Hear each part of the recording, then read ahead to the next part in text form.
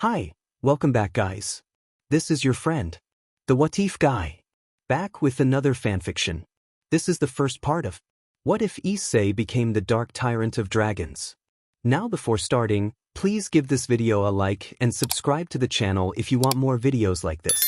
Now let's get into the fanfic. Issei felt an emptiness in his chest and in his soul. His girlfriend, a supernatural creature, had killed him over something connected to a gear he had forgotten. As the world went dark and death seemed to reach for him, a new presence intervened with black, red, and white talons. A voice asked if he really wanted to die there in the park. Issei turned to see who spoke, uncertain at first, and the voice identified itself as Drake, a presence he had seen in the shadows all his life and whenever he closed his eyes. Drake asked what had killed him. Issei answered that it had been a fallen angel. Drake confirmed that and offered to grant him a dream, to be surrounded by people who cared for him if he would take his hand. Issei accepted and everything went dark. When he opened his eyes again, he stood in a castle beneath 3 moons, a place that clearly was not Earth. Drake explained that they were in a soul space, a realm of memories and desires. Issei asked if Drake had once been a king. He noticed a crown of black and white gems, and Drake admitted that he had ruled until others feared his power. Drake spoke of reshaping the world into an image without war, death, conquest, or famine, and of the power to make the world however they wished. Issei asked why Drake had chosen him.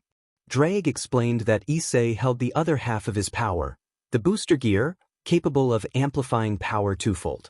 Drake offered it as a first gift and revealed a connection to the past souls bound in the gear. Drake described the Juggernaut Drive curse that had once prevented his soul from finding a host and had been intended to drive users to madness and death.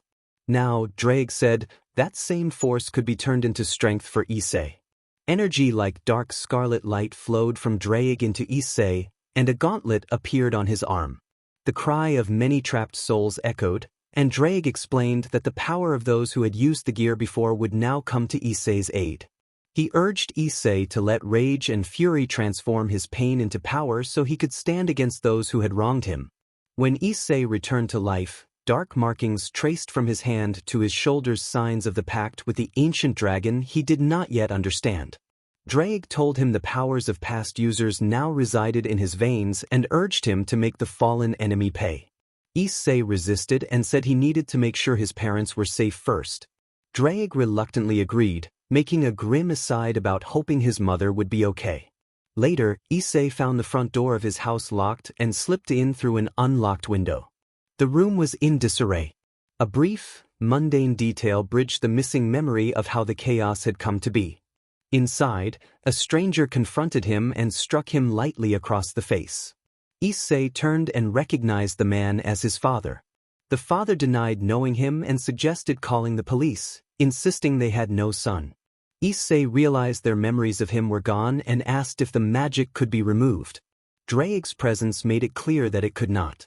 Issei fled into the street and soon saw someone from his class, Octavia. He felt a sudden stirring at the sight of her that he could not fully place.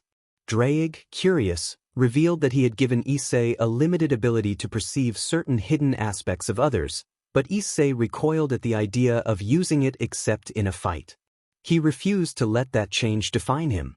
Drake perceived something in Octavia's soul that set his senses on edge. Issei's eyes changed in the moment, reflecting a new, unfamiliar sight. Drake explained that some supernatural beings could mask themselves as humans, and that Octavia was one such being, a Goetia able to blend into human society. Now Issei could see beyond the disguise and recognize the hidden nature of some who walked among them. Issei noticed the sky shifting to purple and yellow. Octavia removed her headphones and watched him approach, annoyed at the interruption.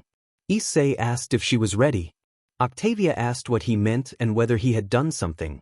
When she saw his eyes and the changes in his arms, she demanded to know what had happened. Issei warned that there was no time and invoked the name Goetia. Her eyes widened at that. A fallen angel descended from the sky. Issei sensed Drake's rage merge with his own, and together they announced that their revenge had begun. The fallen landed and examined the pair with narrowed eyes. He wore a hat and a trench coat and gripped a humming purple spear. He scoffed that Issei should have been dead and accused others of failing to finish the job. Issei recognized him and then experienced a cascade of visions. One where he died, one where Octavia died, one where the fallen died, and one where all of them perished. Drake explained with a tone of pride that Issei's seer power let him glimpse timelines and even twist them to his advantage, and that Drake himself could guide that change. Octavia asked if Issei was all right.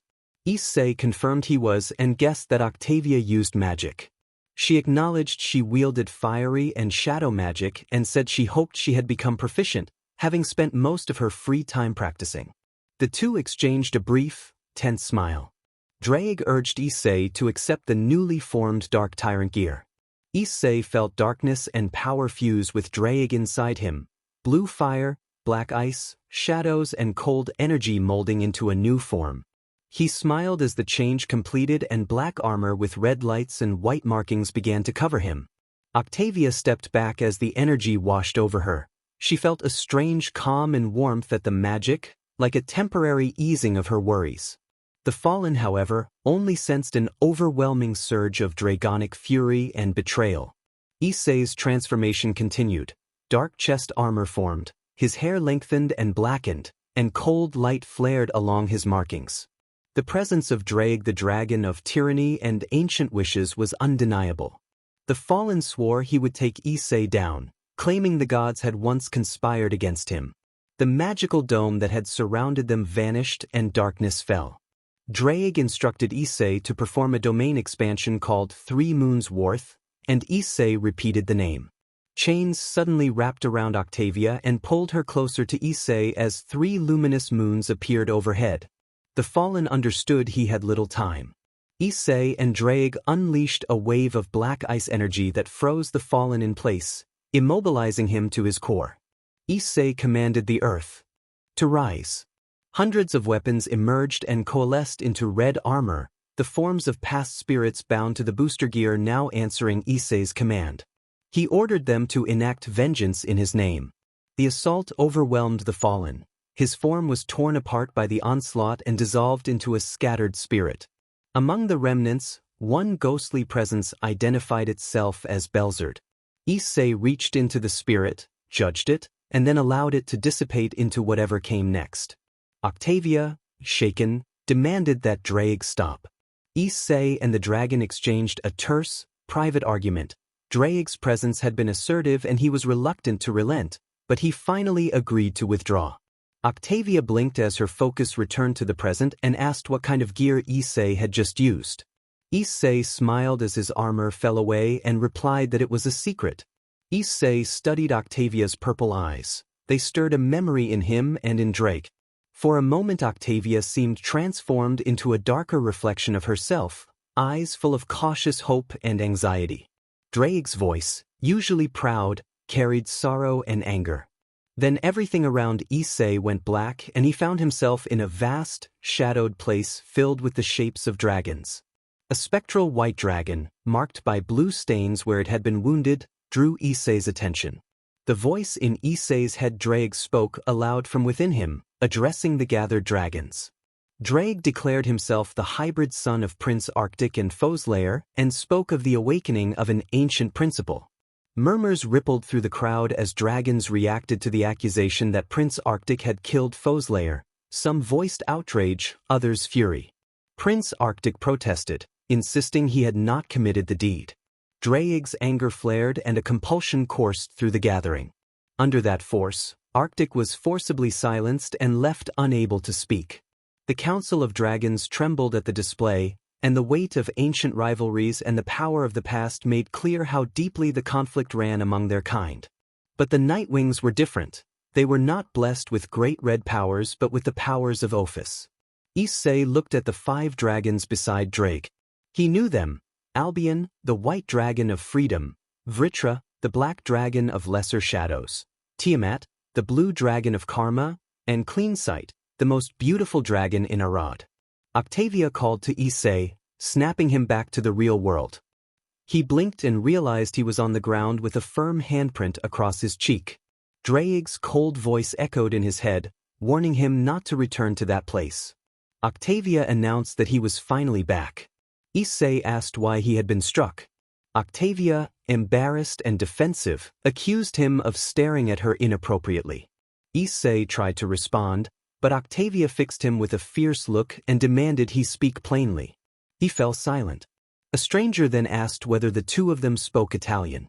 Issei stepped in to shield Octavia as she shifted back toward human form. Issei thought he must be mistaken about knowing Italian.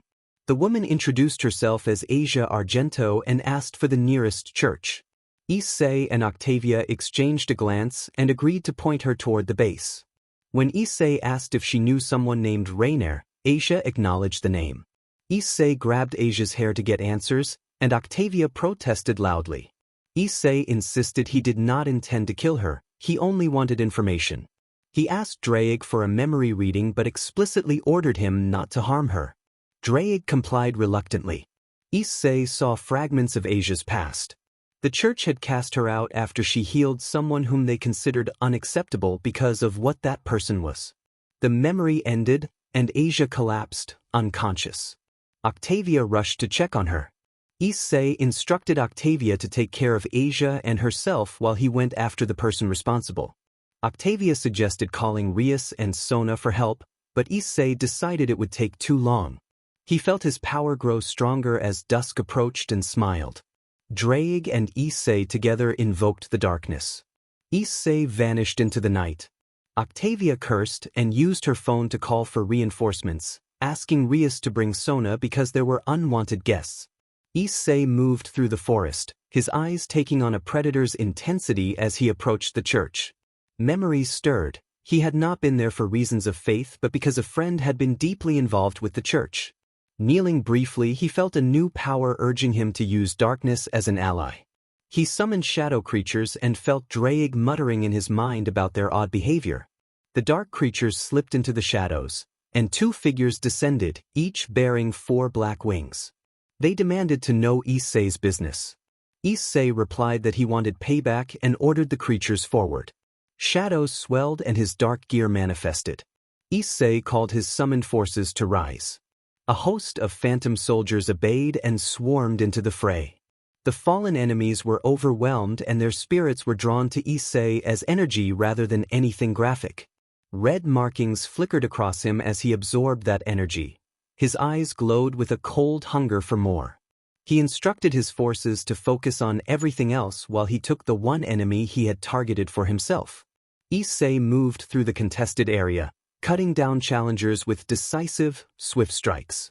The shadow servants closed in on a surprised opponent. The spirits continued to follow and support Issei without hesitation. Issei directed one of the shadow scouts to investigate the basement. The scout reported back in panic about the chaos below. Issei consulted Draig and decided to use the darklings to draw attention, then slip through the shadows to the basement. He teleported into the cellar to find a chaotic confrontation between shadow creatures, humans, and fallen angels. Issei called out to tip the balance. He weakened his enemies and strengthened his allies with subtle tactical energies. Many of the hostile fighters faltered and lost their advantage. A familiar voice demanded to know who dared attack. Issei identified the speaker as Rainer and noted that the situation had been a long time coming. He spoke of watching Rainer's twisted light fade from the world and prepared to end the threat. At full power, Issei made a defiant gesture and then beckoned her closer. Rainer, the fallen angel, declared that she would win Azazel's favor. Issei taunted that he had a gift for that. One person and that he would kill Rainer. He rushed her, knocked her light spear from her hand, and struck her leg hard enough to send her stumbling. The darklings, having overwhelmed the others in the room, cheered their leader while spirits hovered above, urging the battle on. After a time he grew tired of toying with her. Issei and Draig urged the crow to show its light. Rainer gathered a final beam of light, but Issei vanished into shadow. Confident she had won, she unleashed the blast, only for Issei to reappear and counter with a swift, decisive strike. He told Rainer that when she fought, she must not be at war with her own mind. The fallen angel's form unraveled into a flurry of black feathers, and Issei drew her remaining essence and sealed it away. In a brief recollection, sprites had created an illusion of him. He had slipped into the shadows just before the beam of light erupted. Issei smiled, sensing that he had his revenge, and then fell to his knees. A nosebleed and a deep ache reminded him of the cost. His spirit hurt and his body throbbed. The spirits and darklings were gone, and a heavy silence settled over the room. A red and blue light filled the air. Octavia rushed over and asked if Issei was all right. Darkness followed. Issei came to with a faint beep and the light above him felt like the sun. He rose and looked around, finding Octavia asleep in the room. She had watched over him the entire time he had been there. He started when the other half of his soul, Drake, spoke, wondering where they were and explaining that one moment he had been fine and the next he had been on his knees in pain. Inside the soul space, Drake smiled and explained that the domain expansion had put a great deal of stress on Issei's soul, body, and magic. Drake added that Issei had died. Issei reacted with shock. Octavia jumped up from her chair, scolding him fiercely for what he had done. Issei apologized quietly, thinking that others now knew about him. Octavia accused him of listening to Drake, and Issei answered with confusion. Octavia moved closer and grabbed him, her pink eyes showing fear and anxiety as she stared into his altered, pale eyes that held a hungry edge. She named Drake as the first evil dragon ever. When Issei asked what she meant, Octavia sighed and tried to explain. She noted the difference between this Issei and the boy she had known in class. The classmate had been immature and shallow, but this version of Issei still wanted power and influence while carrying something darker. Drake interrupted, claiming he had saved Issei's life multiple times and berating Octavia for not doing the same. In the soul space, Drake acted aggressively toward Issei, and a sudden jolt pulled Issei out of their link. Drake warned that Issei could not trust him, saying he would twist him into something unrecognizable. Issei asked Octavia if he had died again. She looked away, uncomfortable, and Issei noticed tears glistening in the corner of her eye. When he asked how he had died, Octavia explained that domain expansion was meant for higher-ranking individuals and that his body had still been recovering after returning to life. She asked if Drake had told him to use it. Back in his soul space, Issei closed his eyes and found himself face to face with Drake. White eyes met gray, and Drake lowered himself to Issei's level. Drake told Issei that he was a dead man walking, a martyr who had died for a cause, but that he had granted Issei greater power, the ability to absorb others' power and to heal quickly. Issei insisted on setting boundaries with Drake. Drake laughed and asserted that without him Issei would already be dead. Issei replied that Octavia might know someone who could sever their bond. Drake snarled but agreed to help with Issei's revenge only against truly evil gods and on the condition that innocent people would not be harmed. He declared that he would fight to claim Issei's body and avenge the betrayals of gods and his own kind. Drake condensed into a white orb veined with red lines, a black mist seeping from it, and it slammed into Issei. The two of them then felt steadier and more aligned. Issei woke back in the real world and rose to find his body altered more dragon-like and larger. His brown hair had darkened to black markings extended across his torso, and his eyes had taken on a gray tint. The room's shadows shifted toward their king. Octavia backed away in alarm, then slapped him lightly and let out a relieved sigh at the sight of him. Octavia's mother entered the room. Issei was struck by her tall presence. She introduced herself as Stola's Goetia and offered her hand. Issei, cautious as always, checked that no magic hit on her palm before taking it and introducing himself as Issei Hayu. The moment was tense when Drake's presence surfaced and challenged Stola's, and Stola's recognized Drake as the Great Drake of Darkness. A few weeks had passed since Issei had been pulled into the realm of the Goetia. Stolas took it upon herself to care for him and arranged for him to stay in a guest room in the guest house. Since there were no other guests, Issei effectively had the place to himself. Stolas had offered a butler, but Issei declined, not wanting to be a burden.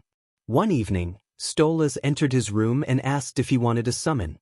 Issei hesitated and turned off the lights. Darklings emerged from the shadows.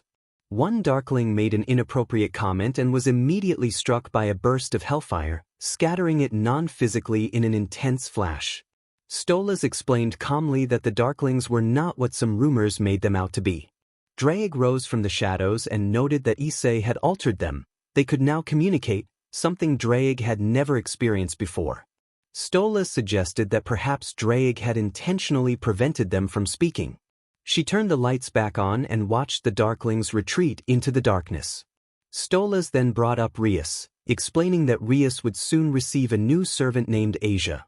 Since Octavia did not have a summon, Stolas asked if Issei would be willing to protect Asia and possibly seek his own summon. Issei considered the offer. Since arriving, Octavia had spent much of her time with him to escape her parents' constant fighting, and that closeness had grown into a quiet, mutual reliance. Issei sighed. He thought Stolas had known his answer before arriving. Stolas smiled and walked away. Drake complained that they had better things to do than look after an owl, but fell silent when Octavia entered. Drake looked into her eyes before settling into Issei's hands, and Issei's markings flared. Octavia asked why Drake looked at her that way and said it gave her the creeps. Issei observed that she reminded them of someone. When Octavia asked who, Issei replied that it was none of his business and asked when they would be leaving. Octavia said they would leave in a few minutes. Sometime later, Issei observed the summoned forest keeper and thought to himself that the newcomer did look like Ash from a certain popular show. Drake laughed at the comparison. Issei whispered that it might be true. Octavia noticed and smiled, and Rias arrived to chide Octavia for making fun of someone's appearance. Octavia brightened and greeted Rias warmly. Rias asked how Octavia had been, and Octavia motioned for Issei to come over. Issei sighed, extended his hand, and Rias took it, remarking on how powerful Issei had become. Issei's tears shimmered with a white glow. Octavia's eyes narrowed with the thought that she wanted this boy in her ranks. Issei bristled inwardly. He was no one's servant and resented being ordered around, whether by dragons or devils. He looked surprised when Drake hinted that someone had tried to boss Octavia, and Rias explained that the Queen of the Nightwings had attempted to command Octavia. A voice declared disdain for perverts. Issei noted that the school mascot, Kaneko, was a devil, though there seemed to be more to her that he could not place. Rias added that Kiba, Aquino, and Asia were devils as well, and that the student council members were devils who should arrive soon. Octavia expressed surprise that more than one group could go. Rias explained that because they had tied, they had found a way for both groups to participate. Rias asked what Octavia hoped for. Octavia said she wanted an owl or perhaps a dragon, then suddenly smiled at Issei and, with tears in her eyes, pointed at him and asked him to become her summon. Issei was confused and inwardly resistant. He was not inclined to be anyone's servant, and Drake would not be ordered about either. Rias checked if they were all right, and both answered that they were. Rias then announced that Sona and her team had arrived. A commotion followed as Saji shouted about Issei. Someone told Saji to calm down and not be reckless. Saji complained that it wasn't fair that Issei had attracted Octavia's attention. Issei felt a surge of rage for Tra, and Drake warned him to calm himself, reminding him of the pain caused by the one who had killed his sister. Issei said he would be right back and vanished into the shadows. Octavia told Rias and Sona she would follow Issei and went after him, sensing his presence. The shadows awakened to their king's rage. The surrounding forest seemed to alternately burn and freeze as the air itself trembled. Issei's eyes darkened and glowed with red energy. His markings pulsed with a crimson aura. Blue flames and black frost radiated from him, affecting magic, trees, and the atmosphere. Issei demanded that Drake honor their deal. Drake answered with a roar of fury, vowing retribution for his sister's death. Octavia called to Issei, and the violent energy stilled when he met her gaze.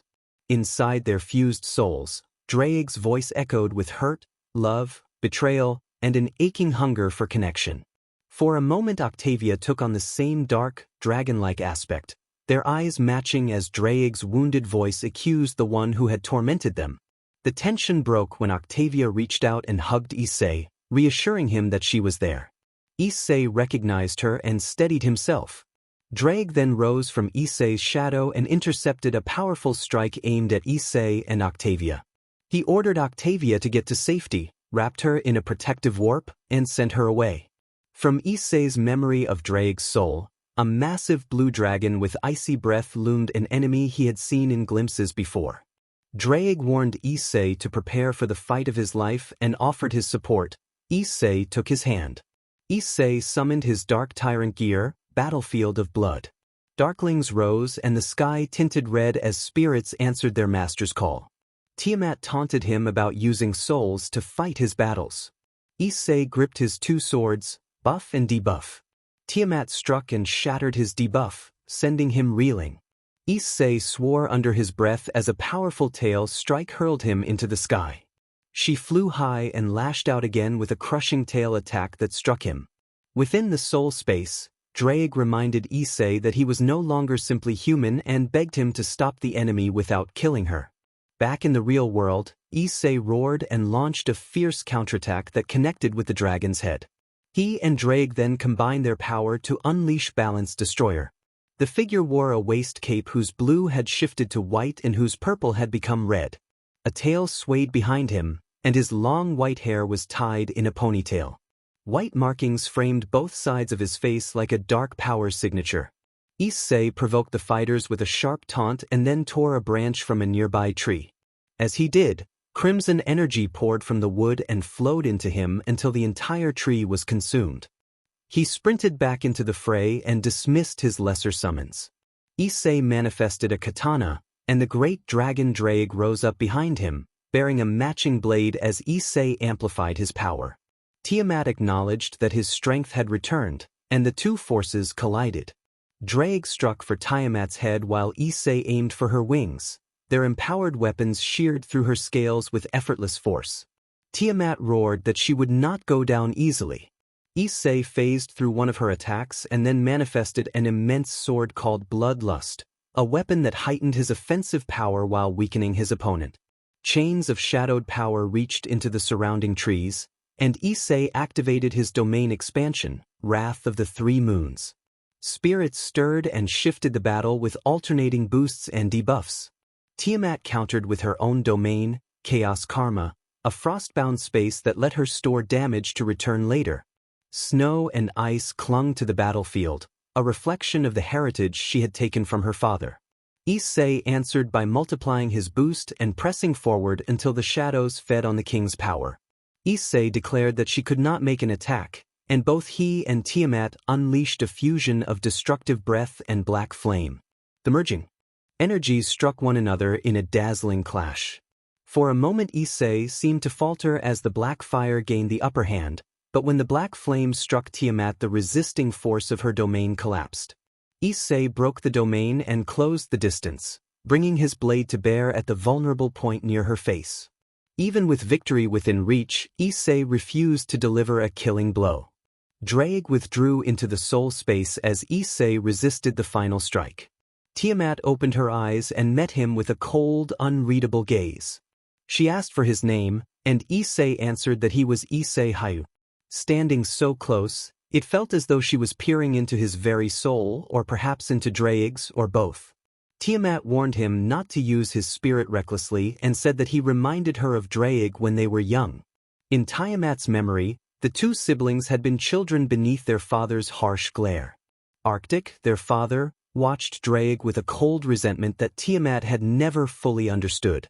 Drake had always been different, gifted with the powers of multiple dragon gods, a blessing that came with costs. Each time he used his enchantments without limit, he lost a part of himself.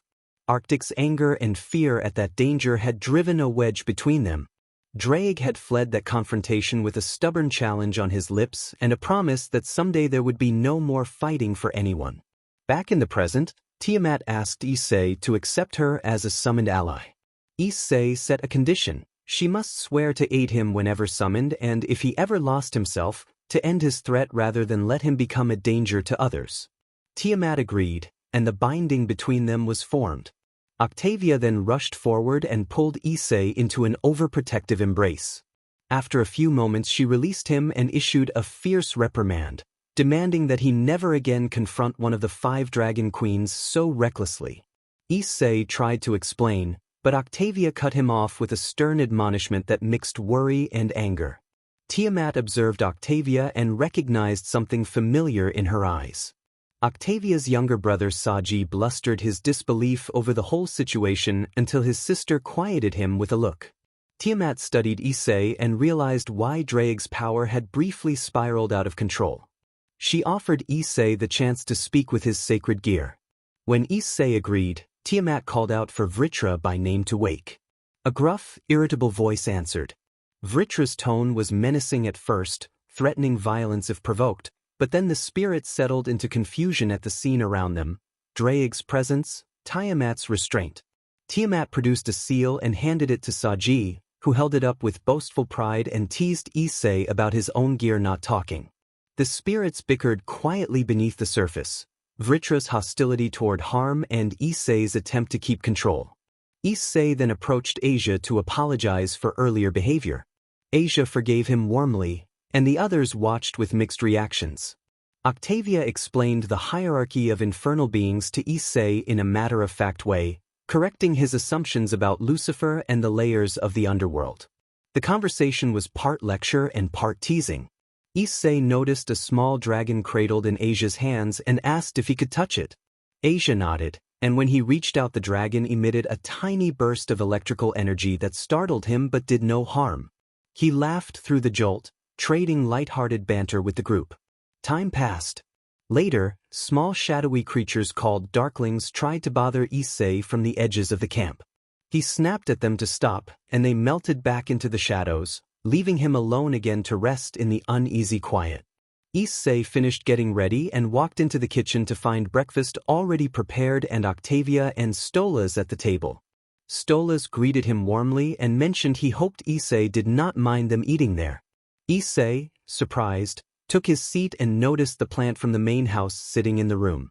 Stolas explained that he had brought it along because he feared Andrealphus might tamper with it.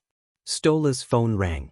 Stella's voice came through the call sharp and impatient as she traded a few barbs with her brother before saying she planned to take Octavia, Issei, and Blitzel to Lulu Land. Stolas agreed to go, and Stella ended the call brightly, pleased at the idea of spending time with Blitzel. Issei glanced at Octavia and saw her suddenly distant, as if a difficult memory had come back to her. He felt unsettled but did not press her, and soon they moved on. The group arrived at Lulu Land. Octavia continued to struggle with a PTSD flashback from an earlier encounter with a clown. Issei watched her with concern. Draig made light of the park in his usual sarcastic way, and Stolas tried to charm Blitzel, though Blitzel seemed distracted and not fully paying attention. Stolas sighed at the lack of reciprocation, then brightened and called attention to someone arriving. A limo pulled up, and an imp stepped out to open the door. Stella emerged and immediately opened her arms to hug Octavia. Octavia ran into her aunt's embrace, and Stolas joined the hug. Stella asked how Octavia had been and joked about whether her brother was still as cold as ever, causing Octavia to laugh. Issei's eyebrows lifted at Stella's unexpected warmth. Draig's internal commentary noted that in some timelines Stella could be much harsher, which made Issei uneasy. Stella stepped toward Issei and explained that she had taught Octavia about Nightwings, at least in part, which was how she had known. She warned Issei without smiling that if Octavia or her friends were harmed because of him, she would not hesitate to take serious action to protect them. Issei pledged his understanding. Stella introduced herself as Stella Goetia. Issei introduced himself as Issei Hayu. Stella then approached Blitzel. From Issei's attempts to read the exchange, he sensed Stella's initial dismissive impression of Blitzel, and he realized Stella had cast a small ward so others could not detect them using magic. The ward left Issei feeling a bit resigned about the strange fate that seemed to be unfolding around him. Octavia noticed Issei's distraction and, using clean sight to steady herself, asked if he was all right. Issei blinked, took her hand, and they moved to catch up with the rest of the group. Stella watched him with a cautious expression. Blitzel made it clear that her crew would not be catering to anyone's personal needs that day and kept her tone blunt. Octavia felt uncomfortable and called for her mother. Blitzel cut her off and refused to be drawn into an argument. Stolas, amused, reached out and nudged Blitzel playfully on the nose, teasing that she was adorable when she was serious. Octavia felt like she was going to be sick. Moxie fretted that he should have packed more medicine, though Octavia made clear she had spoken figuratively. Moxie tossed a bottle into a nearby baby cart as Issei's chains manifested in the air and a flare of blue fire dissolved them. Stolas admired Blitzel's skillful work, and Blitzel replied curtly that she was on duty and not interested in compliments. A nearby imp mother gasped and covered her child's ears. Octavia told them they needed a room. They approached a dinosaur-themed attraction. Moxie and Issei exchanged confused glances about how this qualified as fun. Stella and Octavia looked disgusted, Stolas and Millie watched with cheerful faces, and Blitzel surveyed the area for any real threats.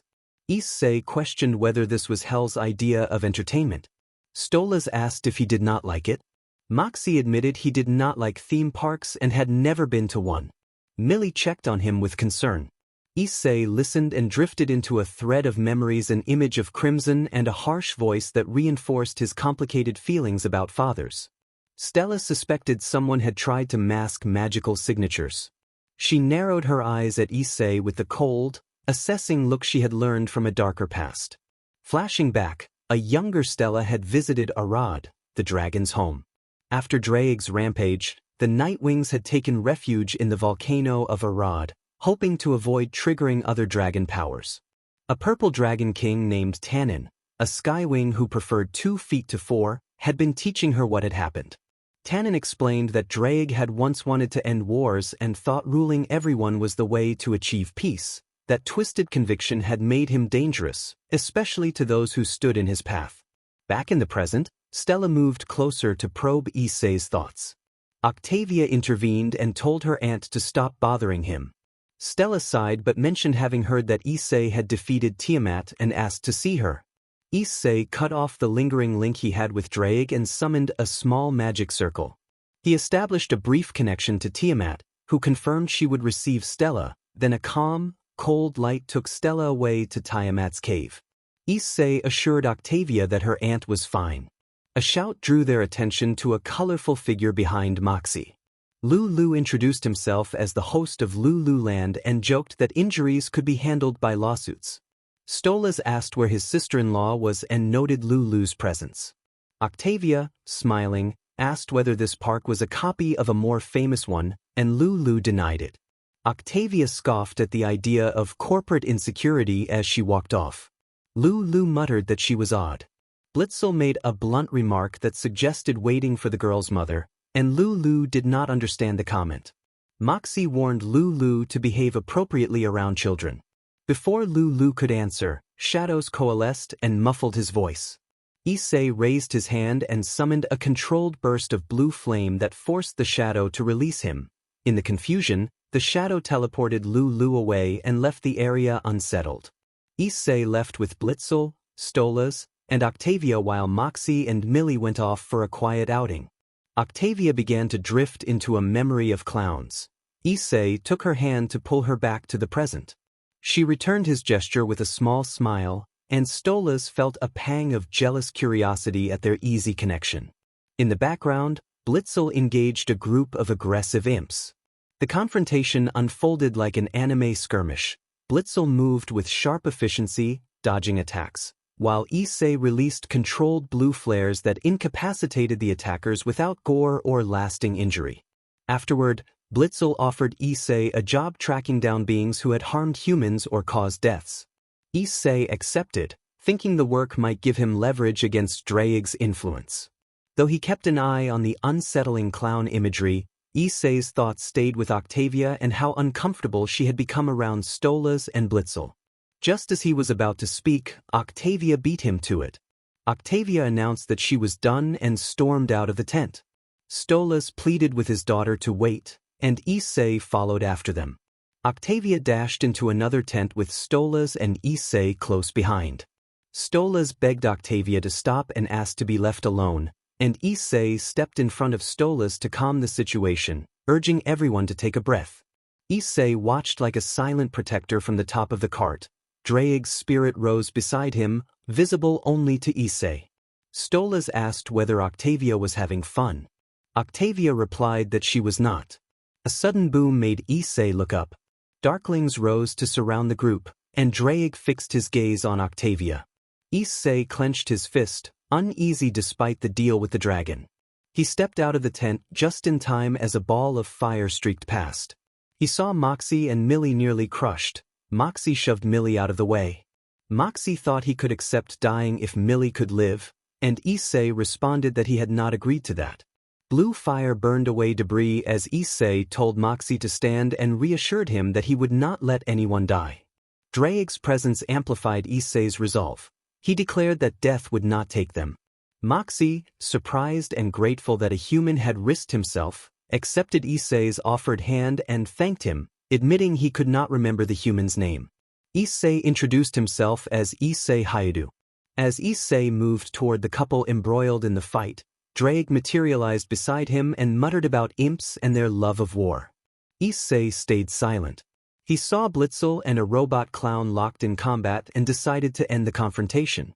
Claw and blade weapons formed and Issei lunged, striking the mechanical clown and disabling it. Oil sprayed where the robot broke apart, and Issei's body's defenses cleared the mess. He offered a hand to Blitzel, who accepted it. Blitzel remarked that Issei had already earned some favor and teased him in a playful, forward way, but Issei declined and stepped away. Draig echoed Issei's distaste for imps. A distant boom sounded as Issei released Blitzel and turned. Issei then saw Stolas emerge carrying Octavia, and he smiled at the sight. Stella returned a few moments later, looking confused and asking what had happened during her absence. Stolas promised to explain later and asked Octavia if she wanted to go somewhere. Octavia said she wanted to visit a place called Stylish Occults and had wanted to check it out with Issei. She told her mother that she was okay most of the time.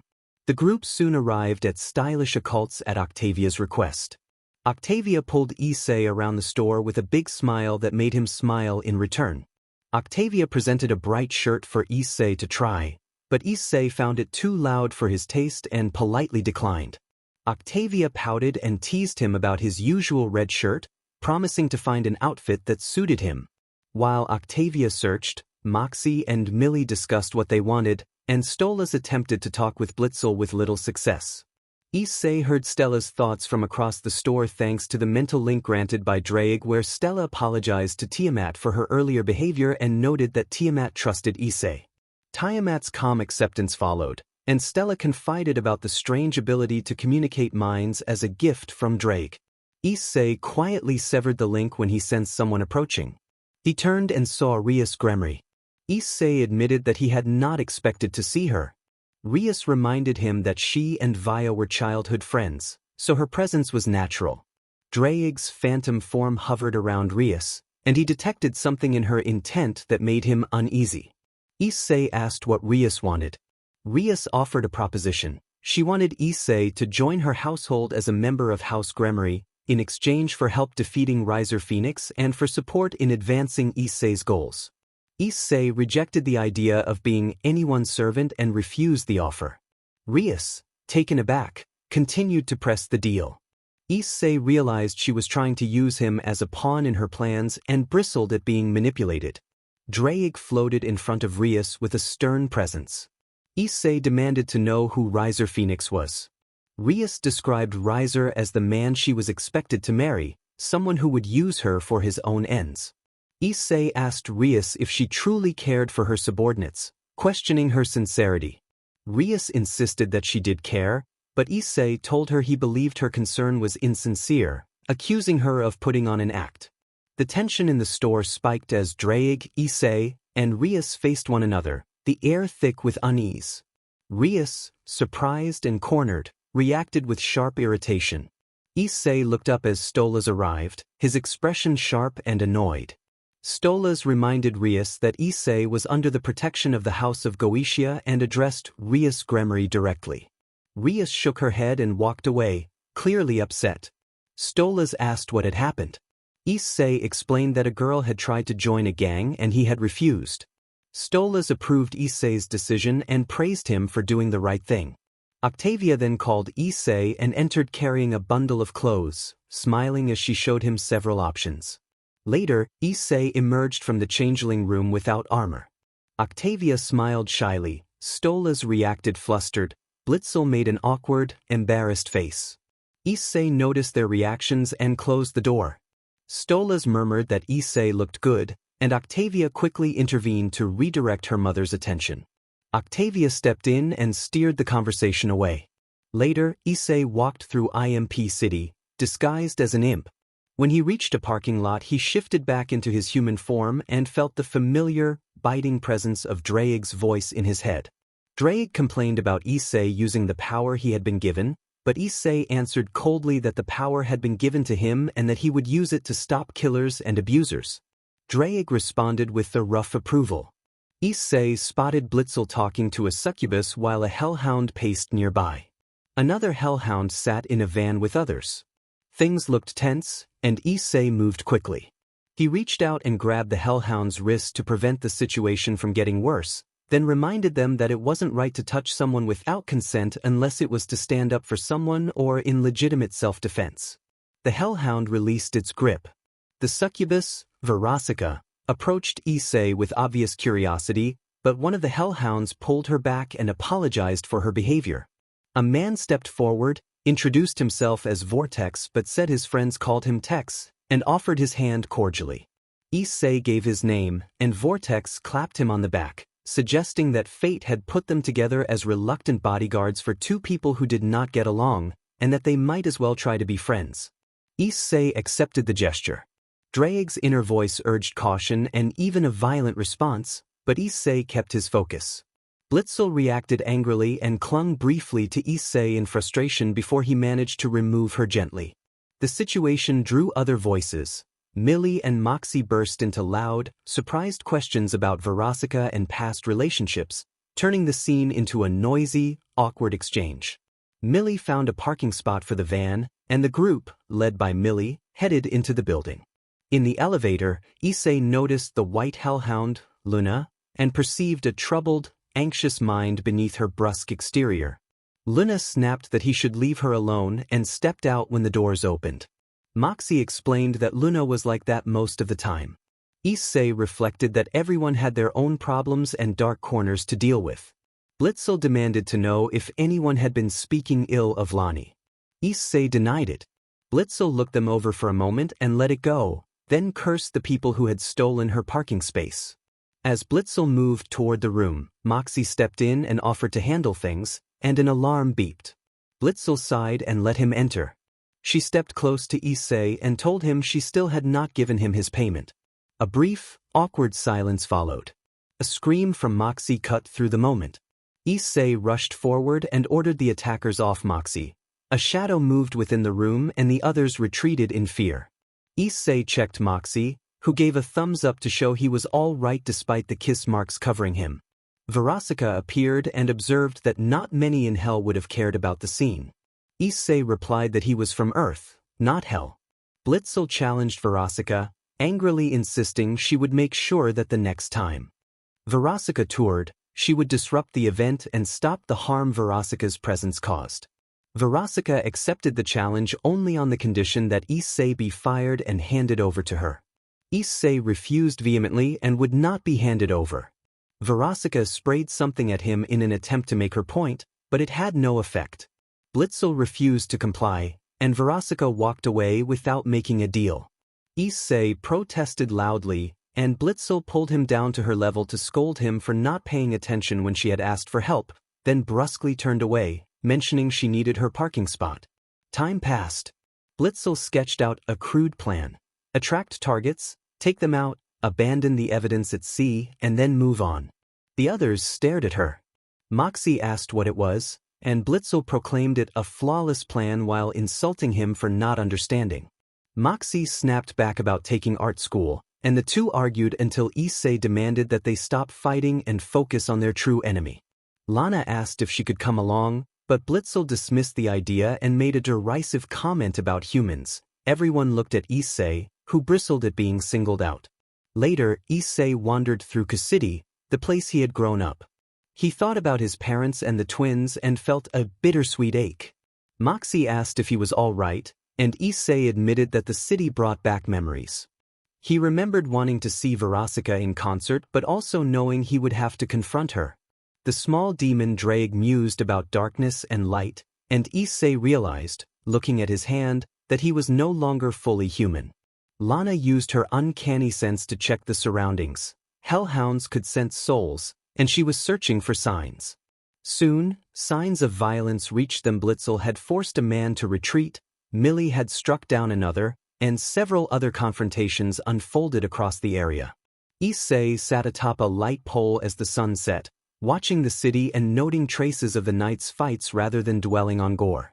A few people fell to the darklings Issei had summoned. He sighed and then heard Blitzel shout for Lana. An outline revealed Lana's location, and Blitzel called out to her in relief. Drake joined Issei at the pole to muse philosophically about how light gives life while darkness carries souls. Issei only half listened. He then saw Blitzel arguing with Vortex and dropped down to intervene. He grabbed Blitzel's arm as she readied herself. Blitzel asked if he wanted to fight too. Issei's eyes glowed red for an instant, and he used a quiet, commanding power that calmed Blitzel and sent her into a sleep-like state. Vortex noted that not many could do that. Lana, angry and worried, demanded to know what had been done to her mother. Vortex explained that Issei had cast a sleeping spell to calm her, and Issei nodded in acknowledgement. Then something huge surfaced from the ocean, an enormous, unfamiliar creature. Vortex admitted no one knew what it was. The creature lashed out and grabbed Moxie with one of its tendrils. Issei's armor of shadow formed around him. He summoned a sword of shadows, tore Moxie free, and sent the creature tumbling back into the sea, though one of its tentacles still seized him. The creature and Issei fought in the water. It dragged him toward the depths, and everyone on the shore held their breath, fearing he might be lost. In the darkness below, Issei's eyes glowed with a mastery of shadow. The creature suddenly burst in a dramatic, exaggerated way, collapsing in a flash of surreal energy rather than gore. Darklings gathered and laughed as shadowy chains reached into the remnants of the creature and drew fragments of its essence into Issei. He felt a surge of power and noted to himself that he had never needed to breathe to survive even before this transformation. Drake told Issei that his human body had been weak and that he had been upgraded. Issei felt anger at Drake and wondered whether the real Issei Hayato was still inside or if the changes had altered him. Issei used his new power to return to the beach quickly. Lying on the sand, he heard footsteps approaching. Vortex asked if he was all right and offered his hand. Issei accepted. Vortex laughed and encouraged him. Verosika checked on him next. Issei introduced himself as Issei Hayato and held out his hand. Verosika realized he wanted a fresh start and introduced herself as Verosika Mayday, a popular performer, then suggested they get to know one another. Issei agreed on the condition that nothing inappropriate would happen. Vortex reassured him that Verosika would not cross any boundaries and reminded him not to worry about his age. Issei woke to his phone ringing. Moxie sent a message saying they had a job and were outside his house, and warning that Blitzel was somewhere inside. Issei sighed. Since the last interaction that had left Blitzel upset, she had been trying to improve her standing with him. He glanced at the vent in his room and heard Drake's dry comment in his head. As he got dressed, a popping noise sounded and he caught Blitzel before she fell. He had his hand on her tail as she complained about being caught and accused Moxie of telling him she was coming. Issei remained silent and climbed into the van, exchanging a nod with Moxie while Blitzel glared at Moxie for revealing her plan. On the drive, Issei asked how Blitzel had managed to get into the vents. Blitzel smiled and demonstrated how flexible she was. Drake muttered his annoyance in Issei's mind. Later, when the sun rose, Issei felt Drake's presence like a hiss in his soul. Everyone else wore disguises except Issei. Blitzel stood at the front of the group, raised her flintlock, and explained their plan. They would go in and confront the target. Issei asked what the target had done. Millie explained that the man had used an aging machine on his best friend, resulting in the friend's death while he had survived. Issei considered that it might have been a tragic mistake and kept that in mind. A nearby tour guide made a dry joke about the spectacle. Inside Lyle Lipton's room, Lyle stared at a photograph of money and reached for a rope, but the rope vanished before he could use it. Millie munched popcorn while Blitzel reached for some, and Moxie sipped a soda. Drake alerted Issei to imminent danger. The group peered through a window and saw 3 cherubs appear around the old man. A burst of radiant energy pushed the imps back, sending them flying. Issei remained steady, an immovable object as Drake's phantom form looked on and traded a sarcastic remark about the cherubs. Lyle complained about being haunted by what he called poor orphans, and Drake told Issei that he liked the man and that killing him was not an option. One of the cherubs announced that they were there to save Lyle. Lyle dismissed them with a snide comment. Outside, Blitzel flew into a rage and charged through the window. The glass proved stronger than expected. She was knocked back and landed hard, suffering a nosebleed. Issei caught Blitzel and healed her nose. Blitzel thanked him and warned him not to rush through the window again. The window broke and she ended up on her face. Moxie entered the room by the door beside the window and gave his opinion, only to pause when he saw Blitzel on the floor. Issei stepped over the broken glass and picked her back up. Millie moved to stand beside Moxie and asked what Lyle planned to do with all his money. One cherub suggested he could give it to the poor. Lyle reacted with horror at the idea. Another cherub proposed funding new hospitals, and Lyle begged simply to be left in peace. Blitzel rose slowly beside him and offered darkly to help him end his life. Moxie produced an array of weapons and an assault rifle landed near Lyle. He reached for it but a cherub stopped him. The cherub scolded that he could do better than that. Millie gagged and said it smelled like he had not left his bed in months. The cherubs declared that they would show him everything worth living for, and the IMP team protested loudly. The cherubs led Lyle into the forest to show him nature. One of them pointed out how pretty it was. Blitzel suddenly appeared with a pair of goggles and told Lyle to look at how brutal nature could be. They witnessed a chaotic sequence in stylized, almost surreal fashion. A wolf and a bear scuffled, a falling tree knocked the bear aside, debris rained down and a beehive tumbled loose, and a runaway chainsaw spun through the scene, striking and disabling one of the animals without gore. The display left Lyle shaken. He confessed he had never felt so hopeless. At a supermarket, Lyle watched children sitting on Santa's lap. A cherub urged him to see how happy the kids were. Lyle dismissed them as ignorant and called them vermin. Blitzel pulled the Santa costume free and revealed the man beneath it, which sent the children screaming. Lyle found himself screaming as well. On a campsite, a cherub suggested Lyle might find someone he could love.